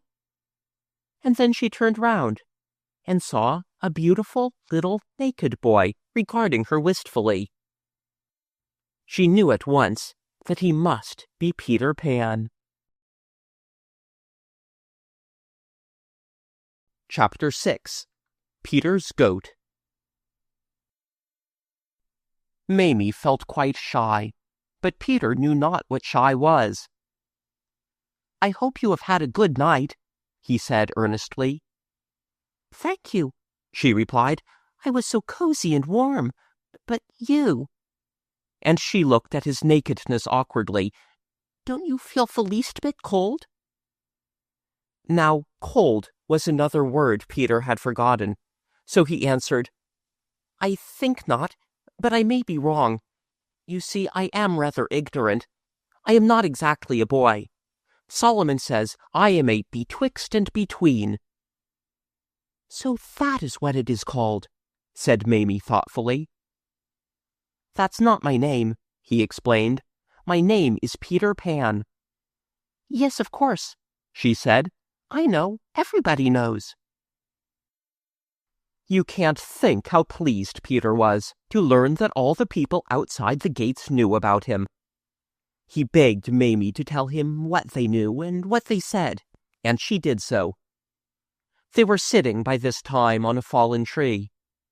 Peter had cleared off the snow for Mamie, but he sat on a snowy bit himself. "Squeeze closer," Mamie said. "What is that?" he asked, and she showed him, and then he did it. They talked together, and he found that people knew a great deal about him, but not everything. Not that he had gone back to his mother and been barred out, for instance, and he said nothing of this to Mamie, for it still humiliated him.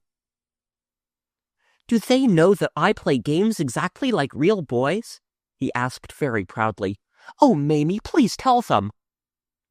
But when he revealed how he played, by sailing his hoop on the round pond and so on, she was simply horrified. "All your ways of playing," she said, with her big eyes on him, "are quite wrong, and not in the least like how boys play." Poor Peter uttered a little moan at this, and he cried for the first time for I know not how long. Mamie was extremely sorry for him, and lent him her handkerchief, but he didn't know in the least what to do with it. So she showed him.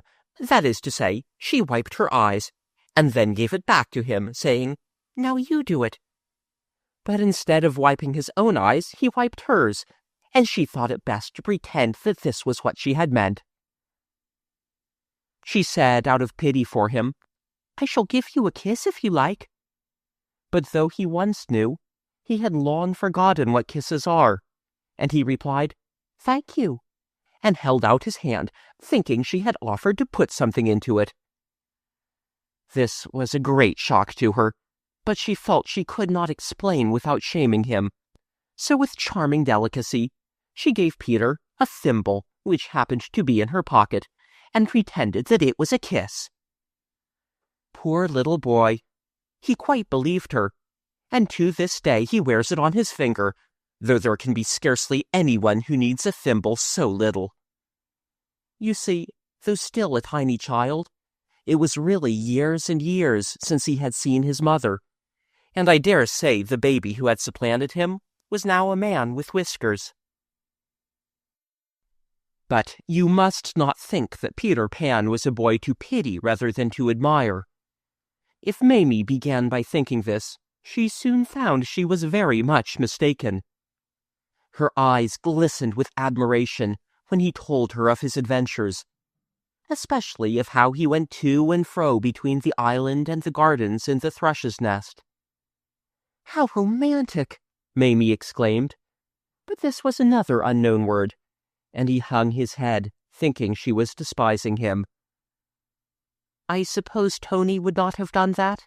he said very humbly. "Never, never," she answered with conviction. "He would have been afraid." "What is afraid?" asked Peter longingly. He thought it must be some splendid thing. "I do wish you would teach me how to be afraid, Mamie," he said. "I believe no one could teach that to you," she answered adoringly. But Peter thought she meant that he was stupid. She had told him about Tony, and of the wicked thing she did in the dark to frighten him. She knew quite well that it was wicked. But Peter misunderstood her meaning, and said, "Oh, how I wish I was as brave as Tony." It quite irritated her. "You are 20,000 times braver than Tony," she said. "You are ever so much the bravest boy I ever knew." He could scarcely believe she meant it. But when he did believe, he screamed with joy. "And if you want very much to give me a kiss," Mamie said, "you can do it." Very reluctantly, Peter began to take the thimble off his finger. He thought she wanted it back. "I don't mean a kiss," she said hurriedly. "I mean a thimble." "What's that?" Peter asked. "It's like this," she said, and kissed him. "I should love to give you a thimble," Peter said gravely, so he gave her one. He gave her quite a number of thimbles, and then a delightful idea came into his head. "Mamie," he said, "will you marry me?" Now, strange to tell, the same idea had come at exactly the same time into Mamie's head. "I should like to," she answered, "but will there be room in your boat for two?" "If you squeeze close," he said eagerly. "Perhaps the birds would be angry?" He assured her that the birds would love to have her, though I am not so certain of it myself. Also, that there were very few birds in winter. "Of course, they might want your clothes," he had to admit rather falteringly. She was somewhat indignant at this. "They are always thinking of their nests," he said apologetically, "and there are some bits of you," he stroked the fur on her pelisse, "that would excite them very much." "They shan't have my fur," she said sharply.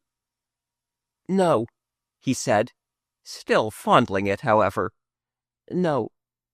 "Oh, Mamie," he said rapturously, "do you know why I love you? It is because you are like a beautiful nest." Somehow this made her uneasy. "I think you are speaking more like a bird than a boy now," she said, holding back. And indeed he was even looking rather like a bird. "After all," she said, "you are only a betwixt and between." But it hurt him so much that she immediately added, "It must be a delicious thing to be." "Come and be one then, dear Mamie," he implored her, and they set off for the boat, for it was now very near open gate time. "And you are not a bit like a nest," he whispered to please her. "But I think it is rather nice to be like one," she said in a woman's contradictory way. "And Peter, dear, though I can't give them my fur, I wouldn't mind their building in it. Fancy a nest in my neck with little spotty eggs in it. Oh, Peter, how perfectly lovely!"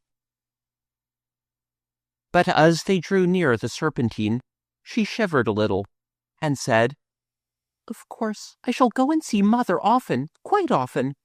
It is not as if I was saying good-bye forever to Mother. It is not in the least like that."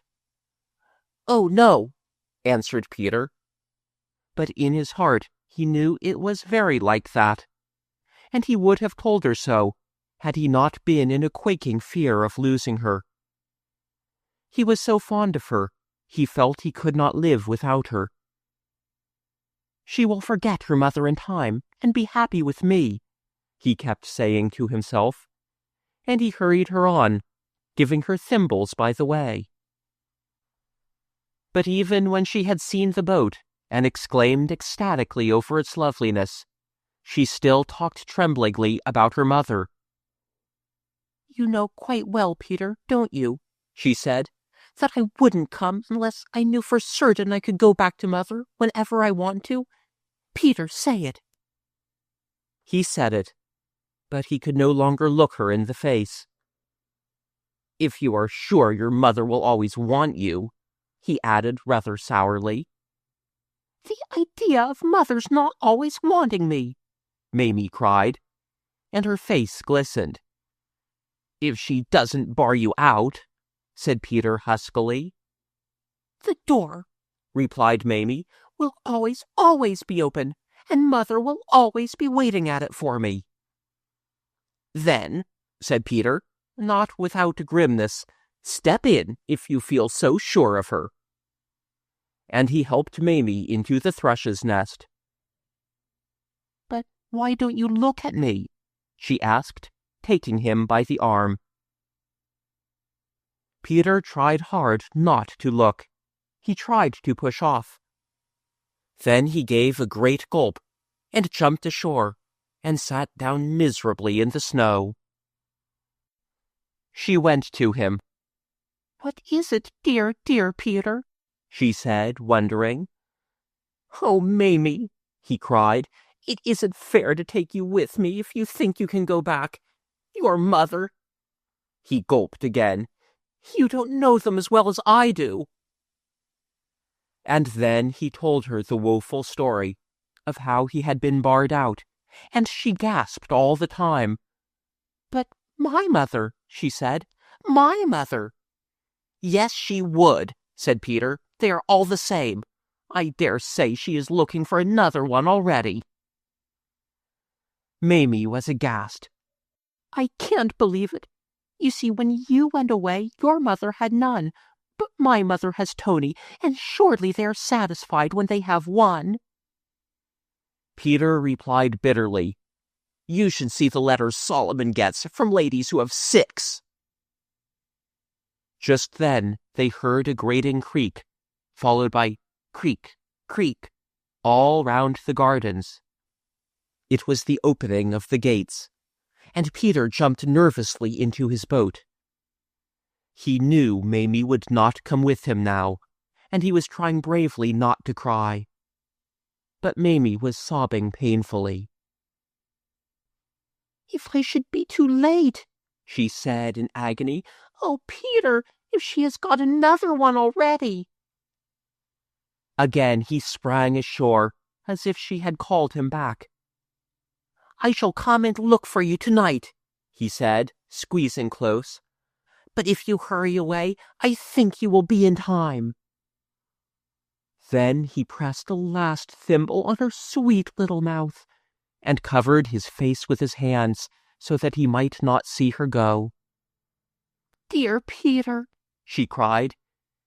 "Dear Mamie," cried the tragic boy. She leapt into his arms, so that it was a sort of fairy wedding. And then she hurried away. Oh, how she hastened to the gates! Peter, you may be sure, was back in the gardens that night as soon as lockout sounded. But he found no Mamie, and so he knew she had been in time. For long he hoped that some night she would come back to him. Often he thought he saw her waiting for him by the shore of the Serpentine as his bark drew to land. But Mamie never went back. She wanted to, but she was afraid that if she saw her dear betwixt and between again, she would linger with him too long. And besides, the ayah now kept a sharp eye on her. But she often talked lovingly of Peter, and she knitted a kettle holder for him. And one day, when she was wondering what Easter present he would like, her mother made a suggestion. Nothing, she said thoughtfully, would be so useful to him as a goat. He could ride on it, cried Mamie, and play on his pipe at the same time. Then, her mother asked, won't you give him your goat, the one you frightened Tony with at night? But it isn't a real goat, Mamie said. It seems very real to Tony, replied her mother. It seems frightfully real to me too, Mamie admitted, but how could I give it to Peter? Her mother knew a way, and next day, accompanied by Tony, who was really quite a nice boy, though of course he could not compare, they went to the gardens, and Mamie stood alone within a fairy ring. And then her mother, who was a rather gifted lady, said, My daughter, tell me, if you can, what have you got for Peter Pan? To which Mamie replied, I have a goat for him to ride. Observe me cast it far and wide. Then she flung her arms about, as if she were sowing seed, and turned round 3 times. Next, Tony said, If Pete find it waiting here, will ne'er again make me to fear? And Mamie answered, By dark or light I fondly swear, never to see goats anywhere. She also left a letter to Peter in a likely place, explaining what she had done, and begging him to ask the fairies to turn the goat into one convenient for riding on. Well, it all happened just as she hoped, for Peter found the letter, and of course nothing could be easier for the fairies than to turn the goat into a real one. And so that is how Peter got the goat, on which he now rides round the gardens every night, playing sublimely on his pipe. And Mamie kept her promise, and never frightened Tony with a goat again. Though I have heard that she created another animal. Until she was quite a big girl, she continued to leave presents for Peter in the gardens, with letters explaining how humans play with them. And she is not the only one who has done this. David does it, for instance, and he and I know the likeliest place for leaving them in. And we shall tell you if you like, but for mercy's sake, don't ask us before Porthos, for he is so fond of toys that were he to find out the place, he would take every one of them. Though Peter still remembers Mamie, he has become as gay as ever, and often in sheer happiness he jumps off his goat and lies kicking merrily on the grass. Oh, he has a joyful time. But he has still a vague memory that he was a human once, and it makes him especially kind to the house swallows when they visit the island, for house swallows are the spirits of little children who have died. They always build in the eaves of the houses where they lived when they were humans, and sometimes they try to fly in at a nursery window, and perhaps that is why Peter loves them best of all the birds. And the little house? Every lawful night, that is to say, every night except ball nights, the fairies now build the little house, lest there should be a human child lost in the gardens.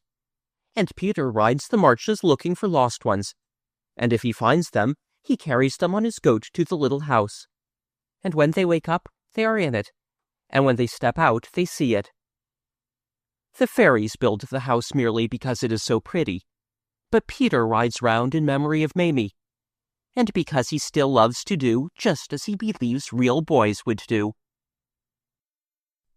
But you must not think that because somewhere among the trees the little house is twinkling, it is a safe thing to remain in the gardens after lockout time.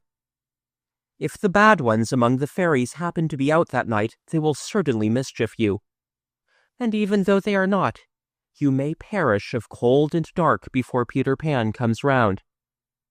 He has been too late several times, and when he sees he is too late, he runs back to the thrush's nest for his paddle, of which Mamie had told him the true use, and he digs a grave for the child, and erects a little tombstone, and carves the poor thing's initials on it. He does this at once, because he thinks it is what real boys would do. And you must have noticed the little stones, and that there are always two together. He puts them in twos because they seem less lonely. I think that quite the most touching sight in the gardens is the two tombstones of Walter Stephen Matthews and Phoebe Phelps. They stand together at the spot where the parish of Westminster St. Mary's is said to meet the parish of Paddington. Here Peter found the two babes, who had fallen unnoticed from their perambulators, Phoebe, aged 13 months, and Walter probably still younger, for Peter seems to have felt a delicacy about putting any age on his stone. They lie side by side, and the simple inscriptions read WSTM and 13A PP 1841. David sometimes places white flowers on these two innocent graves. But how strange for parents, when they hurry into the gardens at the opening of the gates, looking for their lost one, to find the sweetest little tombstone instead. I do hope that Peter is not too ready with his spade. It is all rather sad. End of Peter Pan in Kensington Gardens,